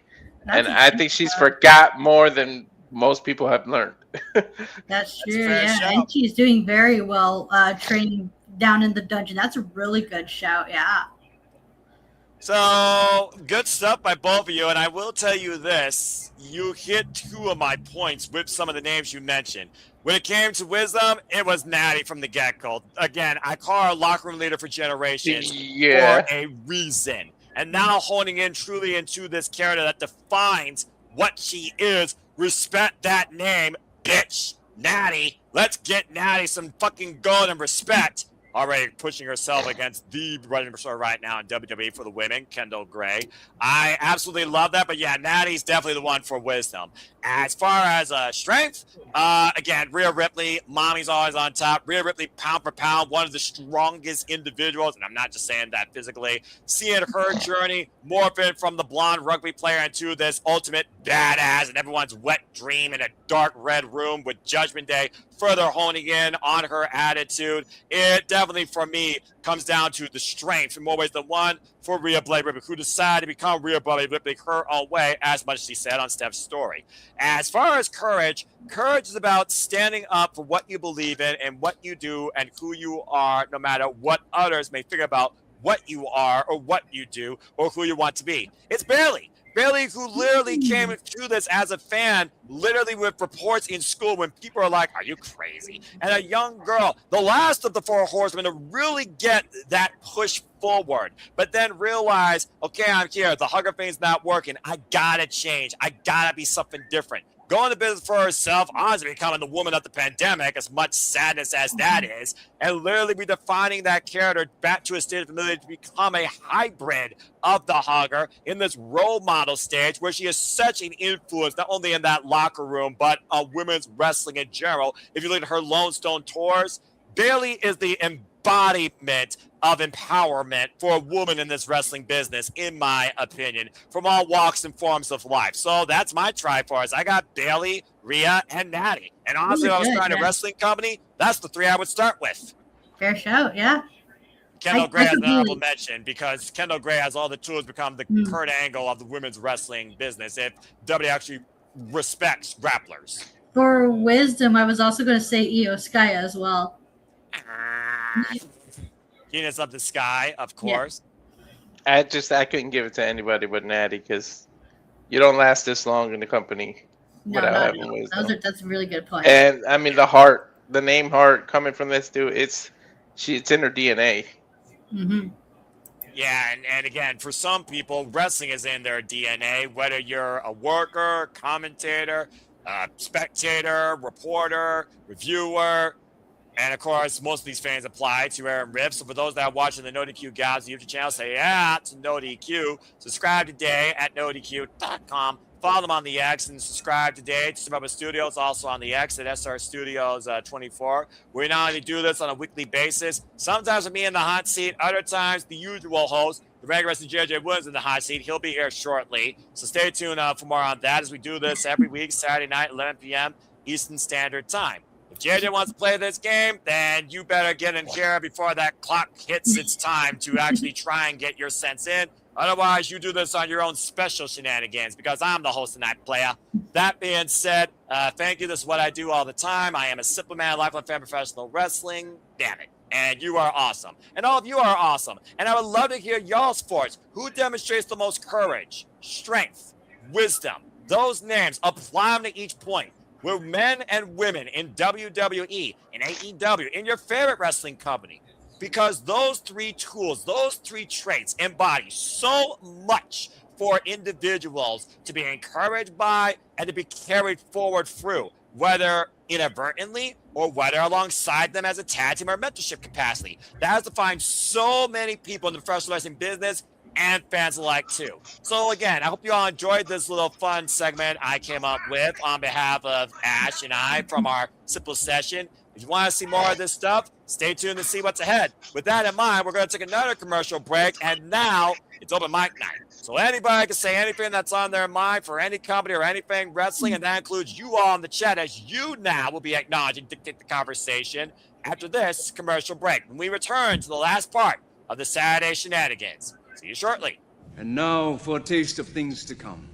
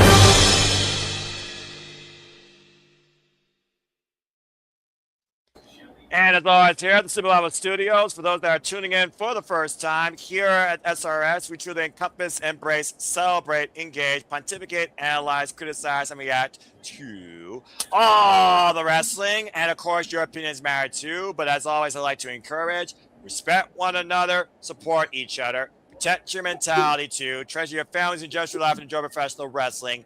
It's as simple as that. And welcome back in here to the Saturday Shenanigans. I have been your host for the festivities this evening, Silver Manuel Foster, No DQ, in conjunction with the Predicting Leagues, Predictions League booker and scorer, and also, of course, post-show analysis cohort alongside Papagino at Papagino017. Follow him on the YouTube today and say, yeah, to No DQ, Aaron Rip, as always, who's encouraged all of us here to not only share our opinions, but showcase what it means to be a professional wrestling fan in and out of the No DQ review and the weekly recaps that he does too. Now, respect to you, boss man. Appreciate you. Take care always. I hope that you all have enjoyed this conversation. We're getting down to the wire here, is what I usually like to call a fun 2-hour soiree conversation, whether I moderate or participate. So that being said, Ash, anything further on your mind regarding wrestling that you want to give a shout out to or discuss or just have a thought to bring forward here?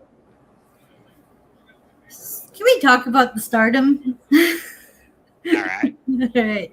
So the Triangle of Madness, they are the trios champions, yes? Correct. Yeah, a lot of people aren't happy about that. And why is that? Stop me if you've heard this before. Oh my God, it's AEW people winning titles from another promotion they're partnered with. What could possibly go wrong? Well, a lot of things, but continue. So, I have mixed feelings about this. Because on the one hand, yeah, I get where they're coming from because, you know, it's happened a lot where AEW wrestlers win the titles from their partner promotions. Yet we haven't seen it the other way around yet, which makes people think this is one-sided and that AEW's reaping all the benefits of the partnerships. It does come across that way. On the other hand, Tekla is at war with Stardom. And she has prior history in Stardom as part of Donald Del Mundo, Women Who Play in the World, and is a former Artist of Stardom champion and is basically mentoring Sisters of Sin, Julia Hart, and Sky Blue, which encourages these three to compete more in Stardom.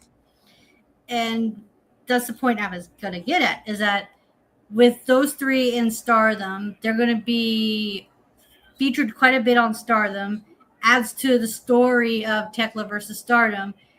And then whoever wins those titles off of the Triangle of Madness, they are going to be instantly made. Like, they're going to be like the top baby faces. And hopefully whoever gets those titles off them, they have like a very solid run. Like, they are like they become the faces of Stardom, whomever that tag team is. I've seen it many a times at Stardom Queendom at the end of the year, how many times these titles have changed hands and defined professional wrestlers' career.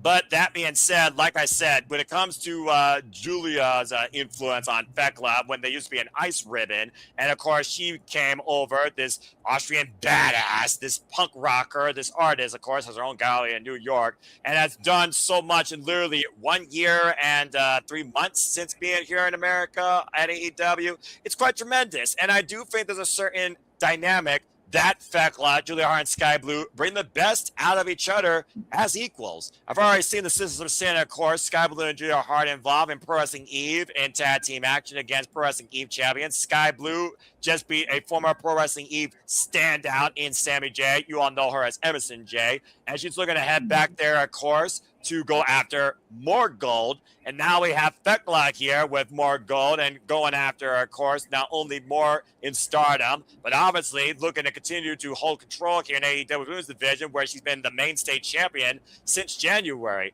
The way I look at it is this. We are looking at partners of the promotions. WWE has their Fabulous Five. AEW has theirs. With AEW, though, the fact of the matter that this has continuity, considering Tekla has history in Stardom, it only benefits Julia Hart and Sky Blue. To AEW's credit, they have showcased this chosen promotion very heavily during this season, bringing more eyes to these names from Stardom and the Stardom product in a way, because, of course, AEW is showcased in Japan. Bushiroad, TV partnership or not, both sides still are getting that attention on each other. And the fact that Collision acknowledging this happening in Stardom, by the way, goes to show that they're trying to talk about this on both sides. So to your point, maybe at first it wasn't like that, and maybe it is a matter of AEW talent having gold from their promotion, but at least they're actually acknowledging it. And Stardom, much like Chris Charlton, who could be very biased at times for AEW, Stardom's aware of this imminent threat, but at least Tekla has familiarity, which draws eyes to Stardom and AEW. Unlike an unknown season the title from across the world like Konosuke did, because he never was involved in New Japan prior, but we saw what happened there. So I'm happy for this, and I'm looking forward to seeing how this dynamic carries out in Stardom, but also affects the mentality of these three in AEW. Because right now, you're not having the Sisters of Sin going after Divine Dominion. I sense a couple of Buds or Maya Ward and Hyon before that. You're not having Tekla right now dealing with both the Stardom World Champion and the AEW Women's World Championship. And again, it goes back to what Tekla declared, this ongoing narrative to kill her former promoter, to embarrass them from within. Embarrass Starlight Kid, take the Trios Championships. Where we go from here, maybe something comes out of the Firestar Grand Prix. So I absolutely love this. But again, looking at WWE, the AAA Mega Championship, of course, Dominic Mysterio, has he defended on Raw? No. Has he come out with lately on Raw? No. I don't even know if he has that championship anymore. I think El Hijo de Vikingo does. But it's all a matter of perspective and how you bring attention to said promotion. For AEW and Stardom, they're both doing that. And I will say this about, even though the main title for AAA hasn't been defended on the programming, their Cruiserweight Championship has been on the being at least defended on back-to-back episodes of SmackDown. So at least they're doing something with the mid-card, but it would be nice if they actually showcased their main title. I thought that was being defended on NXT by El Hijo, all right?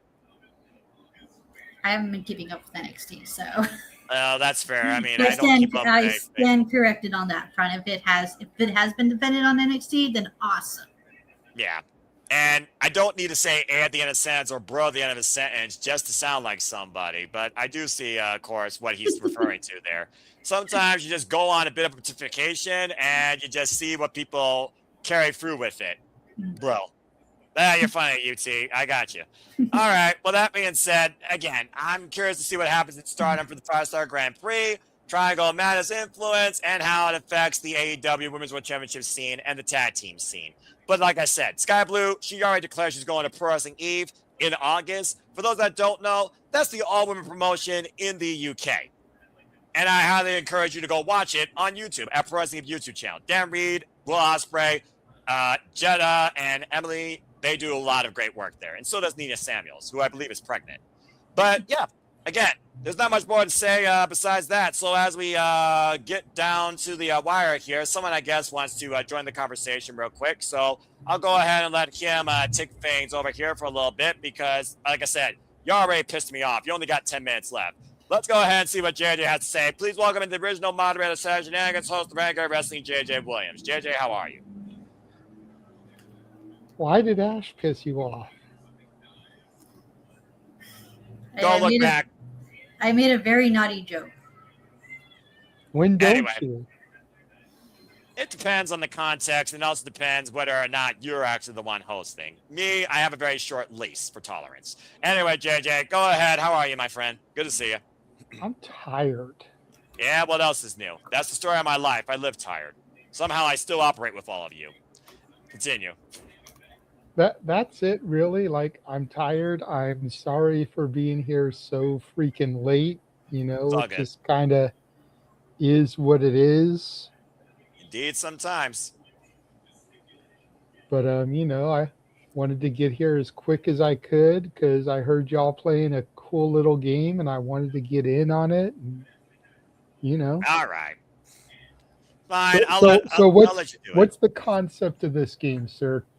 So it's a little bit of a naming game because, again, I like to imply video games and wrestling and just fun activities sometimes. We are talking about the Triforce of wrestling. When it So comes you're to on the a Zelda Triforce, kick. exactly. And of course, each point of the Triforce demonstrates a different strength, or excuse me, trait. 1 point is courage, 1 point is strength, 1 point is wisdom. So we went around the horn and picked names for each point for both men and women in both the Fed and AEW. So that being said, as we wrap things up here soon, why don't you go ahead and lend your thoughts? I will give you this to start with because you're more familiar. Fed, men, who is the courage, strength, and wisdom? Wisdom. Are we going with anybody within the Fed or just active wrestlers? Active. So it can't be like a manager or anything? If they are an active player in the company, it is all I allowed. needed to know. All I needed to know. So for wisdom, can you guys hear me? Because I've frozen up on my screen. Yeah, We can hear you. Okay, there it goes.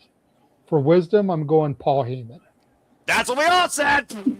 It's like he's called the wise man for a reason. That's what she said. Continue. This is awesome. If I were to give it to an actual competitor, though, I'd go with Orton. That was not a name said. 24 years in the company under the learning tree of Triple H and Ric Flair in his infancy, then created the new legacy, which produced, the QB1 for the company. So, You've been watching long enough. So I'm gonna go Heyman, but if I have to pick an actual competitor, I'll go Orton as far as wisdom goes. Fair enough. I respect you justifying both sides of the ring. Continue. For strength, how do you not go with Braun Breaker? Ooh, I wasn't thinking that. That's a very good show. I give him speed more than strength, but I do see what you mean. I mean, his uncle was a genetic freak. Accurate. True, yeah. Yeah, I can't argue that. All right. I like the fact he picked something that I didn't expect, and no one else picked that either. Courage, I'm going to go Cody. Think about it. Dude walked away from a cush paycheck as Stardust, bet on himself, essentially started a whole other company with some friends, but, you know. Yeah. And then when he felt like shit was going south at the other place, walked away from the company he started to come back.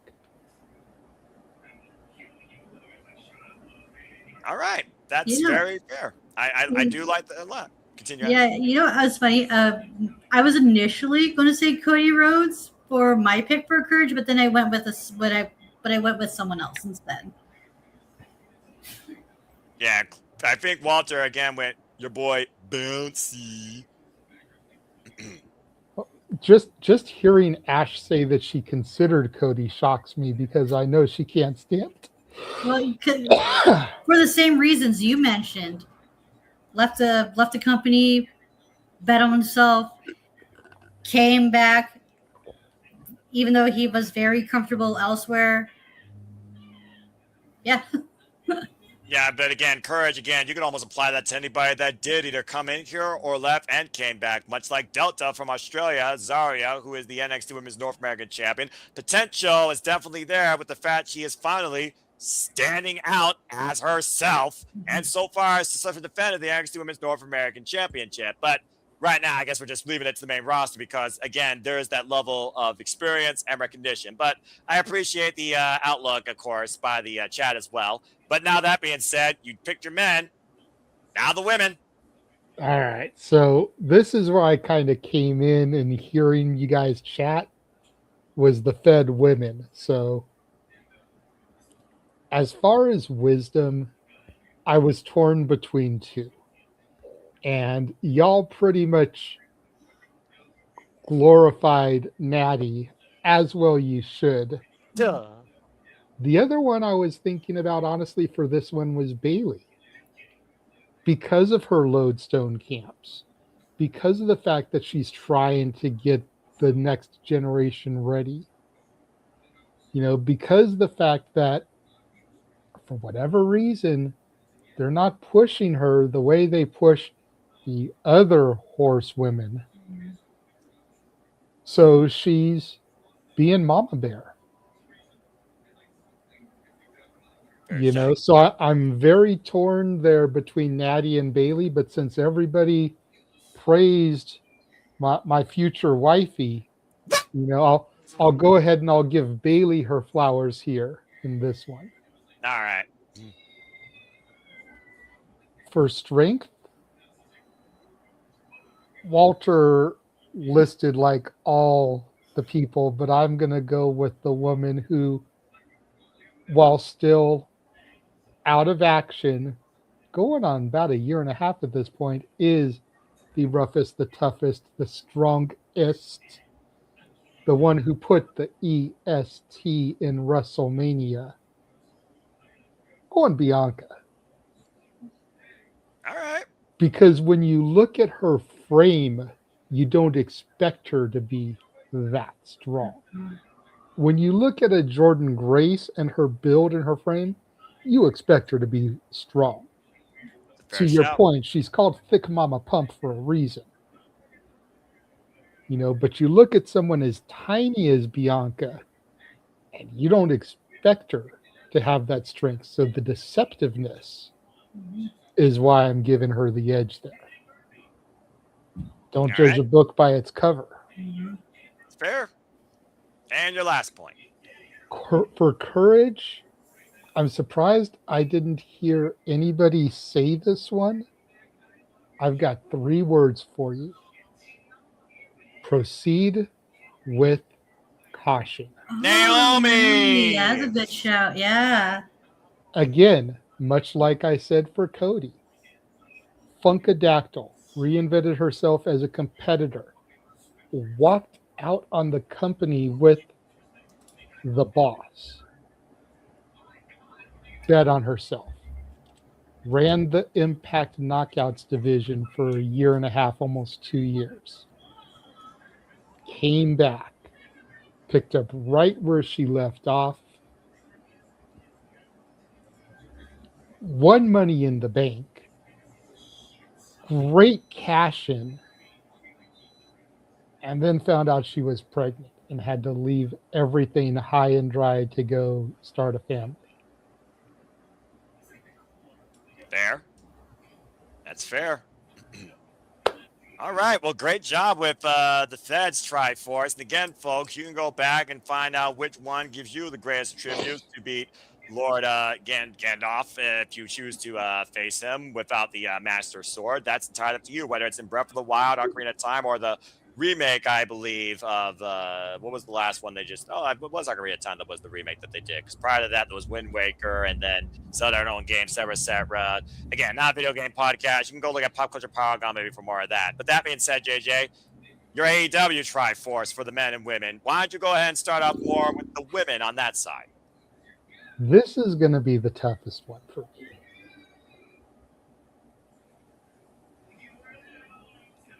You know what? Go ahead and do Emmanuel's super chat real quick while I think about some of these. Oh, look at that. All right. Give me 1 second because the microwave just dinged too. So I'm going to be off camera. Okay. When I come back, I'll have some of these for you.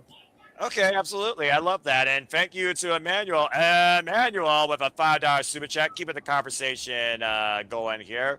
Well, you know, we got a super chat here on the Shenanigans. I didn't expect that to happen. Let me go ahead and get my Emmanuel voice ready, quote unquote.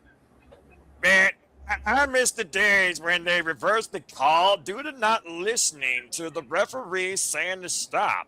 What happened to the referees, like, trying to control the match? It just seems like the inmates run wild and everybody just wins at any time without rhyme or reason. What happened to the referees actually having the authority to officiate? It just seems so lazy anymore in the WWE booking. Again, nothing but love for Emmanuel. Go follow him at Interactive Games and Movies. The only reason I criticize those, like a Gilbert Godfrey roast, is because I care about them. I mean, what's your fair take on this? I mean, VAR, of course, is a thing that people clamor for in football. They don't get that. The World Cup, I think, is still like wrapping up. But what's your take on the referees just basically letting all hell break loose and being like, fuck it, it's the result? I guess like they're really like being so lenient on the referee's discretion trope right now. Especially when it's a title match. Like, I feel like more discretion needs to be taken for title matches because you don't want every title match to end with a DQ. Right. Or some kind of shady finish. I mean, we had 4 years of that with the Bloodline. Accurate. I mean, if it like this, doing this like is fine if the story calls for it. Mm-hmm. Like, yeah. I don't want there's a time and place when you should follow the rules and when it's okay to break the rules, storyline angle depending.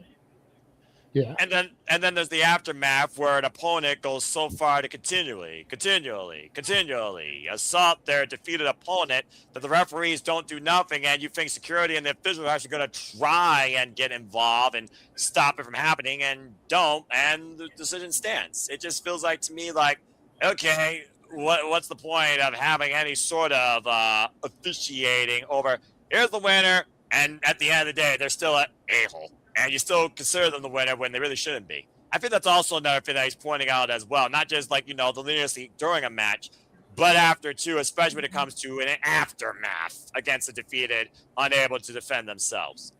And I figured he's referring to what happened on Saturday's main event. In case you don't know, JJ, Lyra beat the piss out of Bayley. I'm not surprised. I'm not surprised. And he echoed my sentiments. There you go. They just don't do that anymore. I mean, I wanted to make sure that Bayley was put away forever out of her past. That's the way to doing it. Forever. Forever. Forever and ever and ever.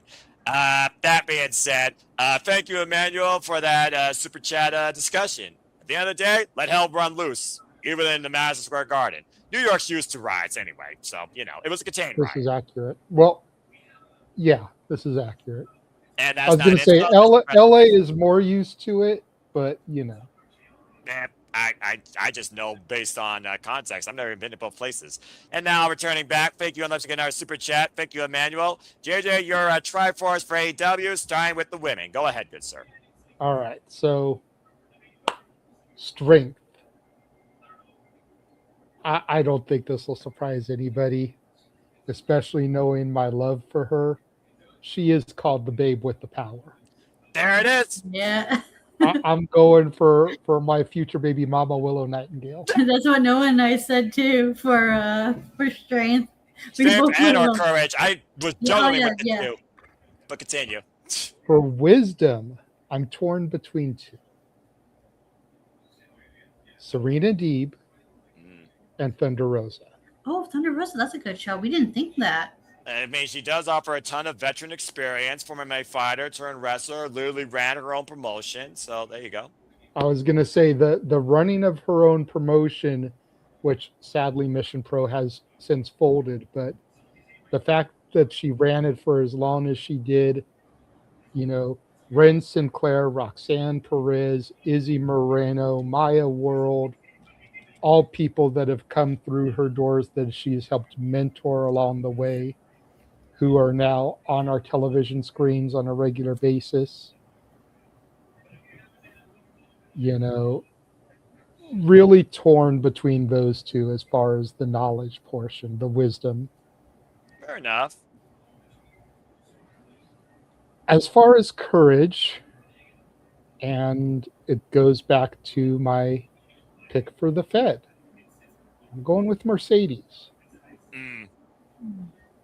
Same reasons, more or less. I mean, she walked away from the WWE because she felt she deserved better.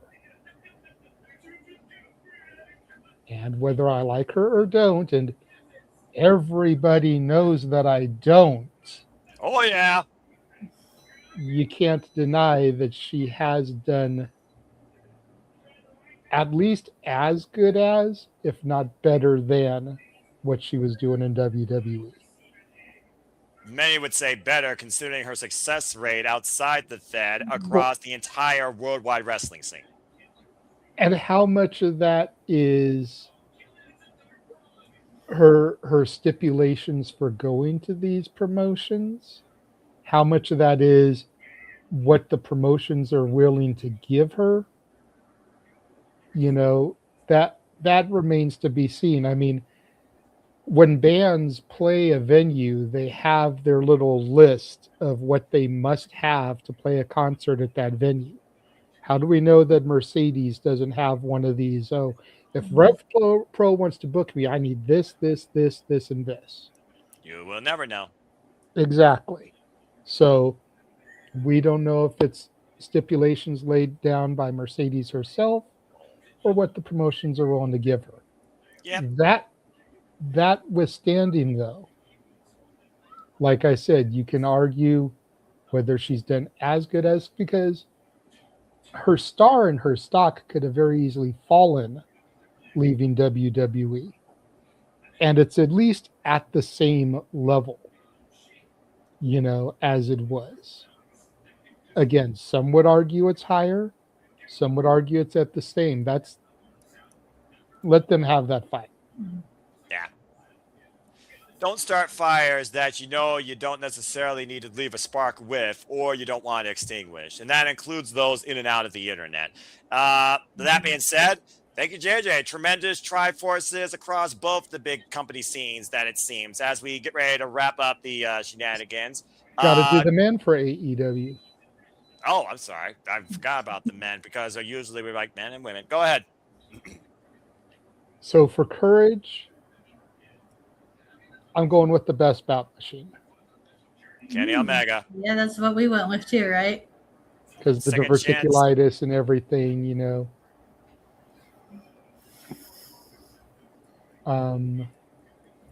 For strength, for power. Hold on 1 second. All right. I'm seeing flashing lights outside my window. We might have a disturbing situation here. Stay tuned, folks. The shenanigans continue as we get ready to wrap up here. And Ash is already tranquilo. Again, sometimes we just take a stance in our own variation on the finger. If you know, you know, folks. But that being said, I was also going to point out here real quick and a little bit of wrestling wrap-up. Shout out to TNA that continues for the inaugural TNA Knockout Television Tournament. Via Hill did advance over very game Harley Hudson. And in the other match, it was M Elegance that was able to beat Rosemary thanks to the Elegance brand's influence. Again, fuck the Elegance brand. As of course, there is only 2 first-round matches left. Wendy Chu will take on Elena Black. That's Wendy Chu from NXT taking on TNA's Elena Black. And the other match, Jada Stone will take on Alicia Edwards to round out the quarterfinals. I believe number 8. And then, of course, we continue forward here in this tournament to crown this champion. That will only be defending this title weekly, it seems, or showcasing it seems, on weekly TNA. I hope so. Impact, It's a TV title. That's what they said they're going to do. But again, if they become the Fed, it's not the first time that we've seen something live. But that's a whole different conversation another day. Anyways, continuing forward here, JJ, everything okay? Yeah, it looks like it's just the neighbor's house. Okay, good. Keep that beef away from you. Back to the men. Yeah, for real. So, okay, so for courage, it was Kenny. For strength, power, whatever you want to call it, I'm going with the Almighty. I'm going Bobby Lashley. That's what Walter said too. They hurt people. And for knowledge, I'm going with a man who's performed for WWF. He's performed for WCW. He's performed for NWA. Matter of fact, he founded TNA. Oh. He is the chosen one. We didn't think of that. JEFF JARRETT. Big G's favorite wrestler. Ain't he great? But on a serious tip, I mean, 3rd generation promoter. Mm-hmm. Been in the business since like 1986. Multi-time champion, let alone world champion. Mm-hmm.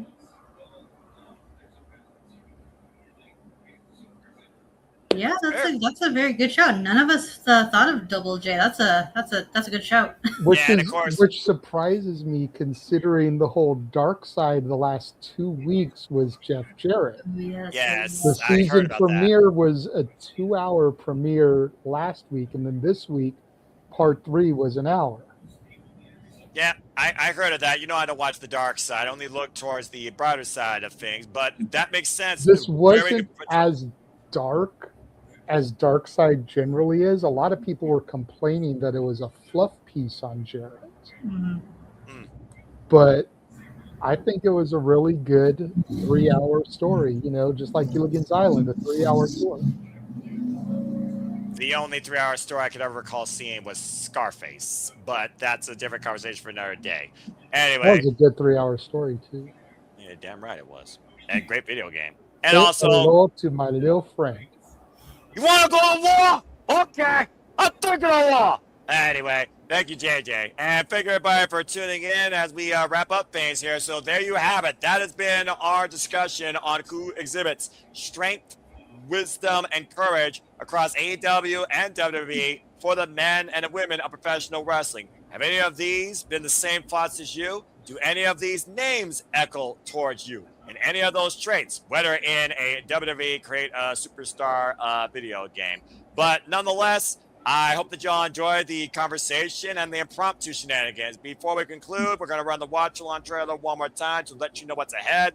And then on the other side, we will plug, shill, and bid you a fine adieu. Stay tuned. And now for a taste of things to come.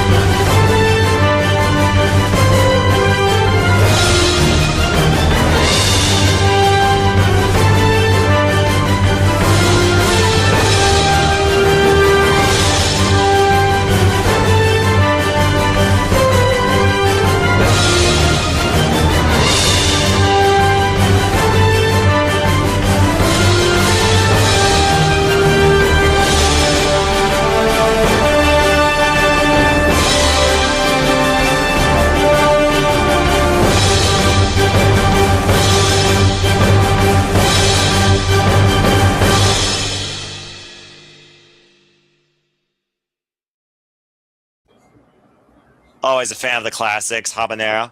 And shout out to Carmen. Oh, and as always, here at the Simple Bible Studios, as that trailer shows you, here we truly encompass, embrace, celebrate, engage, pontificate, analyze, criticize, and react to all the wrestling. And welcome back in here to what will be the conclusion of tonight's Saturday Shenanigans. As I thank you all once again for tuning in. Hope you've enjoyed. If you haven't already, please like, subscribe, comment, tell a friend, subscribe today to all the outlets here across the Simple Bible Studios network. Follow us today on the X at SR Studios 2024 for more debates on Jada when it comes to the fact that we have an undisputed WWE Championship on the line at SummerSlam, and also further shenanigans and conversations to continue. And so yeah, to know the Q, follow Aaron Rip on YouTube today, and follow on the X at NoDQ.com, and use the hashtag NoDQCount so you can be part of the continued conversation, and stay tuned for further prediction leagues as the AEW League picks up once again next week. That being said, to get to next week, we have to finish off this week, and that's what we're about to do. So let's get the F out of here and get some Z's before Sunday comes forward too. First and foremost, Ash, always a pleasure. You and I, of course, will have further discussions in and out of the green room regarding G1 Climax, as well as the next time we have a session. So tell where the people can find you and where should they subscribe to. You can find me on X, the app formerly known as Twitter, at ShadowBatAsh, and subscribe to my YouTube channel at Batty for Wrestling. Don't be a dickhead. There you go, folks. Again, ShadowBatAsh on the X and on the YouTube at Batty for Wrestling. Bloody lover of the Techers and Zack Sabre Jr. Doesn't Zack Sabre Jr. look so good with an IWGP heavyweight title? Well, that's the Cody Rhodes one. The version 4, wait and find out. He is still in the G1.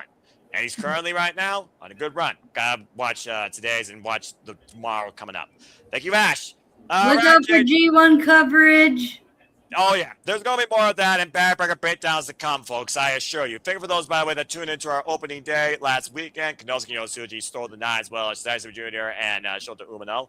Great now we're off in Chicago. And thank you for those that tuned in, of course, to our Batty Bracket breakdown. Stay tuned for more G1 Climax reactions, coverage, and outtakes, and bracket updates throughout the month.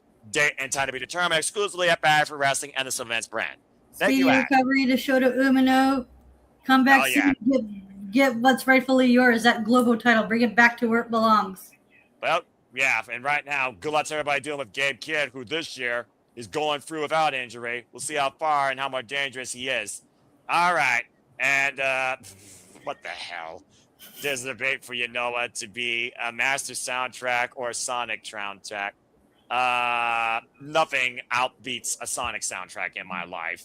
And you might get more of this tune-based thought later on this week. Stay tuned.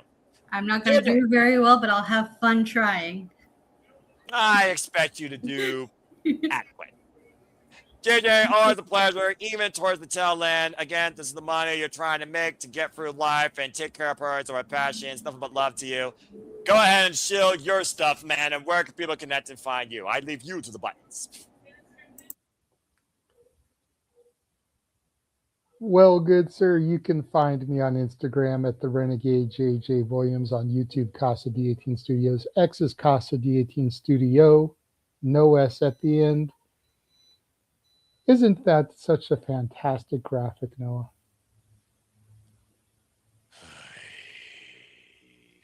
And then, of course,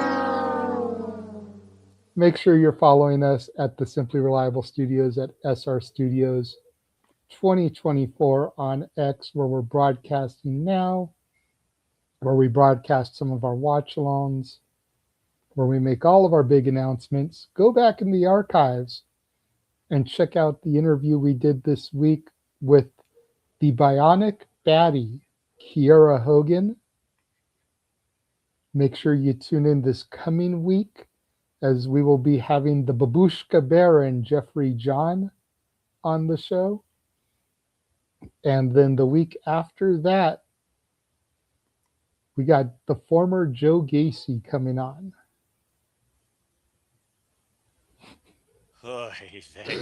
Keep that pose, Noah. What? Forget, you might as well just be playing Joe Gacy's theme. I ain't doing that again. You got it once. You can go back and recap it. Damn Bloody it. hell. the man that made a smile sticker a gimmick on a rotten tree. Continue. But yeah, check out all that stuff. You know, the interview with Kiera Hogan. I swear, I think we spent as much time with her off the air as we did on the air. Oh, nice. We were asked by her management to keep it around 35, 45 minutes, and we respected that timeline with her on the air. But then once we got off the air, she was like, we could have kept going. I was fine. Like, I just was going with what the management asked me to do. And me and Walter literally chatted with her for like a good half hour or so off the air. I love that. She was such a sweetheart. So again, go back in the archives. It's on Noah's channel. It's on my channel. I believe it's on Ash's channel. It's on all the channels of the Simply Reliable Studios. The interview with Kiera Hogan. All right. And the Bionic Baddie is a nickname that Walter actually bestowed on her. And she said she's going to start using. Oh, okay then. Bring an endorsement by Mr. Reliable Walter Cruz. And that's on period. Nice. All right. Well, thank you for that, JJ. And that being said, thank you so much, everybody, for tuning in. As I said earlier, if you haven't already, we are the Super Reliable Studio. If you're tuning in for the first time on the No DQ Galaxy YouTube channel, if you're already subscribed there, subscribe everywhere. Again, follow the Rage of Wrestling, Walter Cruz, at Walter Alex Cruz on the X, and the Mothership, if you will, on YouTube. Give him 300, and let's see what we can do to him going forward in his proverbial virtual future. Tilla was in the chat. You saw her earlier. Our My Morphin Pig Power Ranger. Follow her when it's wrestling time at Rangers of Wrestling on the X and on YouTube, X_. And of course, follow her newer venture on the X at PC Powerbomb. As you see right there, for further Mighty Morphin coverage and outtakes on anime and so much more with Power Rangers at the forefront. It's always Morphin time when the Tilla is at the forefront, with or without the pink helmet. If you know, folks. You heard JJ, you heard Ash, you know where we're at. If you don't know, you see it, go there, do it, follow, subscribe, simple as that. As far as me, find me if you choose, and then Foster 1916 on the X and on YouTube. For I am nothing more but a simple man and a lifelong fan of professional wrestling. Damn it! Again, you'll find me later this week as we head into AEW Redemption. There will be some predicting for the AEW pay-per-view, as well as Prediction League's form for the All Elite League.